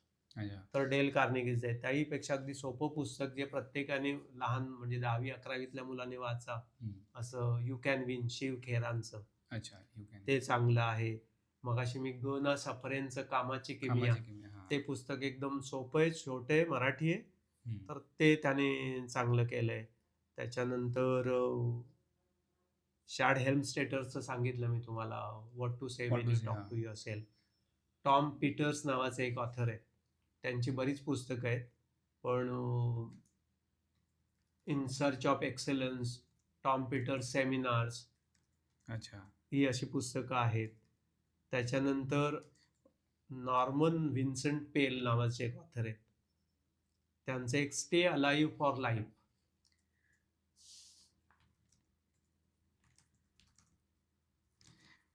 अच्छा, पण एक प्रश्न होता की आपण ही सेल्फ हेल्प पुस्तकं वाचतो, ह्याने खरोखर फरक पडतो का आपल्या आयुष्यात? म्हणजे आमचा आता उपक्रम चालू आहे की मनाचे श्लोक वाचून आम्ही कनेक्ट करतोय वेगवेगळ्या इंग्लिश पुस्तकांना. मनाचे श्लोक हे पुस्तक म्हणते 205 श्लोक आहेत. त्याच्यातले एक 40-50 श्लोक असे आहेत की खरंच आपल्याला दुसरीकडे काही बघायचीच गरज असं माझं स्वतःचं मत आहे. पण पुन्हा तेच तेच तेच तेच करून कंटाळा येतो. आपलं संत वाङ्मय आहे त्याच्यावरती तसा अभ्यास होऊन त्याच्यावरती अजून पुस्तकं लिहिलेली खूप कमी आहेत आणि असली तरी ती एका कुठच्या तरी दृष्टिकोनातून लिहिली गेलेली पुस्तकं आहेत. मनाचे श्लोक छोट्यात छोटं म्हणजे सगळे 205 श्लोक जर वाचायचे झाले तर तासभर पुरेसा आहे, पण सगळे सुद्धा वाचायची गरज नाही. पण त्यातले काही श्लोक खरंच चांगले आहेत. मग ते होऊन त्याच्यातनं तुमचा जो प्रश्न आहे की याने खरंच मदत होते का, तर त्याचं उत्तर हो पण आहे आणि नाही पण. बरोबर आहे. आता मनाचे श्लोक तुम्ही शाळेत असतात, पहिले 10 श्लोक वगैरे, तिथपासून त्याची ओळख होते. ते पहिले 10 म्हणजे महत्वाचे असं ठरलं जातं. ते जर आपण अंगी बाणवून त्यावर हुकूम काम करायला सुरुवात केली तर फायदा होतो. बरोबर आहे. पण ते वाचून ठीक आहे, काय रामदास स्वामींनी सांगून ठेवलंय. बरोबर आहे. आता शाळेत असताना किंवा सगळ्या मुलांना ते वदनी कवळ घेता वगैरे जेवणा अगोदर सांगतात. बरोबर आहे. किती पालक ते मूल पालक होईपर्यंत ते चालू ठेवतात? नाही. मग त्या जेवणाचा आदरभाव कमी होतो का? नाही होत. त्या श्लोकाचा होतो का? नाही होत. पण तो विसरला जातो. मग त्याने मदत कशी होणार? किंवा रामदास स्वामींचा पण त्या ह्याच्यात श्लोक आहे, जनी भोजनी नाम वाचे वदावे, अति आदरे गद्य घोषे म्हणावे, हरिचिंतनी अन्न सेवित जावे, तरी श्री हरी पावी येतो स्वभावे. तर ते जेवण जे काय आपण घेतोय तुमच्यासमोर, आता आपण मी पाणी प्यायलो, ते पाणी इथपर्यंत पोहोचण्यासाठी निसर्ग एक आणि त्याचबरोबर ते पाणी इथे पोहोचवण्यासाठी किती हात लागले असतील. मी म्हणतोय मी ती 1/2 लिटरची बाटली 10 रुपये दिले, मला ती बाटली मिळाली, काय झालं, मी पैसे दिले आणि मी पाणी प्यायलं. पण ते तिथपर्यंत पोहोचवण्यासाठीचे जे काही श्रम लागले त्या प्रत्येकाने त्याचा मोबदला घेतला, प्रत्येकाने पैसे कमवले. पण तरीही त्यांनी ते केलं नसतं तर माझ्यापर्यंत हे पाणी मला आता उपलब्ध झालं असतं का? मग त्यासाठीचं ग्रॅटिफिकेशन देण्याची तुम्ही तयारी ठेवा, हे त्या श्लोकांमधून सांगितलंय. पण खरंच किती जण पाळतात? जर ते पाळलं गेलं तर ताटात अन्न का टाकतील? भले ते कुठच्या तरी लग्न समारंभाच्या त्या बुफेमध्ये असेल, घेऊन टाकणाऱ्यांची संख्या किती आहे आणि घेतलेलं सगळंच्या सगळं संपलं असे असणाऱ्यांची संख्या किती आहे? तर ती खरंच ऑड आहे ना. मग तो जर श्लोक सगळेजण ऍटलिस्ट मराठी मंडळी तरी सगळ्या मंडळींनी तो श्लोक बघितलेला आहे, वदनी कवळ घेता. बरोबर आहे. हो. मग ते जर त्यांनी पालन केलं तर लग्नातल्या किंवा कुठच्याही समारंभात होणाऱ्या अन्नाची नासाडी होईल का? बरोबर. मग साधं तुमच्या प्रश्नाचं उत्तर आहे, हो ही आहे किंवा नाही पण. मग आपण काय ठरवतोय त्याच्यावरती शेवटी ठरवतोय आणि ते वागवतोय. वागवतोय. वागवतोय म्हणजे आता शिव खेरांचं एक पुस्तक आहे म्हटलं ना मी, ते यू कॅन We बी. can be. खूप सोप्या सोप्या मोरल स्टोरीज आहेत. हम्म. त्याच्यात असं सांगितलंय की आपल्याला आता मी काय राजकीय वगैरे म्हणणार की बऱ्याचशा गोष्टी फुकट हव्यात असं सगळ्यांना वाटत असतं. हम्म. तर तिथे घर तिकडे बाहेरच्या गोष्टी आहेत, त्या बंगल्यासारखी घरं असतात. तर तिथे पाठीमागे गॅरेज असतं. तर एक कुटुंब नवरा बायको आहे, दुसऱ्या बाजूला पण नवरा बायको आहे. दोघं सकाळी उठल्यानंतर बाहेर येतात. तर एक कुटुंबातला तो पुरुष आहे, तो गाडी धुवत असतो, एकदम चकाचक नवी कोरी गाडी. तर तो शेजारच्या घरातला तो मनुष्य आहे, तो म्हणतो, अरे काय रे, गाडी नवीन घेतलीस का? तर तो म्हणतो, नाही, मला माझ्या भावाने दिली. तर हा म्हणतो, मला जर असा भाऊ असता तर किती बरं झालं असतं. त्याची बायको पाठीमागून सांगते, तू तसा विचार नको करूस. म्हणजे कोणतरी तुझा भाऊ असेल आणि तो तुला गाडी देईल म्हणजे तू ती घेशील. त्यापेक्षा ज्या भावाने त्याला गाडी दिली तसा भाऊ बनायचा प्रयत्न कर. बरोबर आहे. आता हे मी वाचलं आणि मी सोडून दिलं, मला काय त्या वाचलेल्याचा फायदा आहे. पण मी असं म्हटलं, ठीक आहे, मी माझ्या भावाला गाडी नाही देऊ शकत, पण त्याच्या अडीअडचणीला मी तिथे भाऊ म्हणून, भले मी छोटा असेल भले मी मोठा असेल त्याच्यापेक्षा, एक भाऊ म्हणून मी पाठीमागे उभा आहे, जी जमेल ती मदत करायला.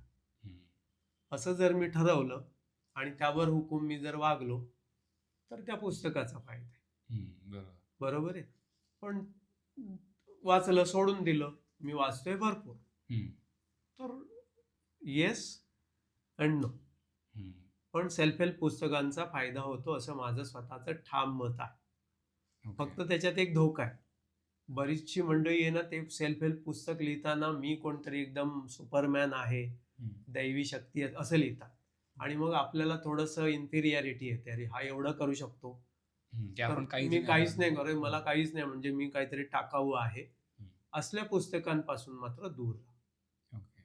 सेल्फ हेल्प पुस्तकांमध्ये तुम्हाला वर्गीकरण करता आलं पाहिजे. खरंच हे मदत करणारं पुस्तक आहे, जसं ग.ना. सापरेंचं मी तसं म्हटलं तर सेल्फ हेल्प पुस्तक नाही. सेल्फ हेल्प हे पण सेल्फ हेल्प पुस्तक नाही, पण त्याच्यातनं तुम्हाला मी काहीतरी करेन हे असं वाटायला लागतं. म्हणजे ग.ना. सापरेंनी त्या पुस्तकात आताच आठवलं म्हणून सांगतो की बौद्ध धर्म ज्या वेळेला आला तर त्यावेळेला 2 प्रकारचे ते बौद्ध धर्म प्रसार करणारे होते, एक भिक्खू आणि एक श्रमण. श्रमण जपानात गेले आणि म्हणून तिकडे श्रमाचं मोल वाढलं, आणि भिक्खू इकडे राहिले त्यामुळे श्रमाचं मोल आपल्याकडचं कमी झालं असं त्यांनी मांडले. माहित नाही, एक हसणं म्हणून वगैरे सगळ्या गोष्टी आहेत. किंवा अजून त्याच किंवा अजून एका पुस्तकात आता सगळं AI आणि रोबो म्हणतात, तर रोबो हा शब्द कुठून आला? रोबो युरोपातून. तो झेक भाषेतला रोबोटा म्हणजे वेठबिगार. अच्छा, वेठबिगार. हा, 1920 म्हणजे 1922 साली तिथल्या एका नाटककाराने ते नाटक लिहिलं की मी असा एक यंत्रमानव बनवेन, तो माझ्या सगळ्या सूचना पाळेल आणि माझी सगळी कामं करेल. तसं त्याने ते नाटक लिहिलं आणि त्या नाटकात त्याने शेवटी असं लिहिलं की तो मग त्याच्यावरती कब्जा करतो, तो रोबोट. ते आता 1922 ते 2026 104 वर्षांनी ते आता तसंच होऊ लागले, AI वगैरे. आणि त्या रोबोटा म्हणजे वेठबिगार म्हणून हा रोबो हा शब्द आला. हा, हे मला वाटतं त्या ग.ना. सापरेंच्याच पुस्तकात असेल किंवा कुठेतरी असेल. तर त्याने हा फायदा म्हणजे ऍटलिस्ट समजाचा भाग की बाबा रोबो कुठून आला, आता तो त्याने सांगितलं होतं तेव्हा. आणि कविकल्पना म्हणून बऱ्याचशा लोकांना, कवींना थोडंसं हिणवलं असं म्हणलं नाही, पण त्यांची टर उडवली जाते. पण कविकल्पनांमध्ये ही अशी ताकद. तुम्ही आज आमच्या चॅनलवरती आलात आणि आम्हाला वेळ दिलात, याचे खूप खूप आभार. धन्यवाद. थँक्यू.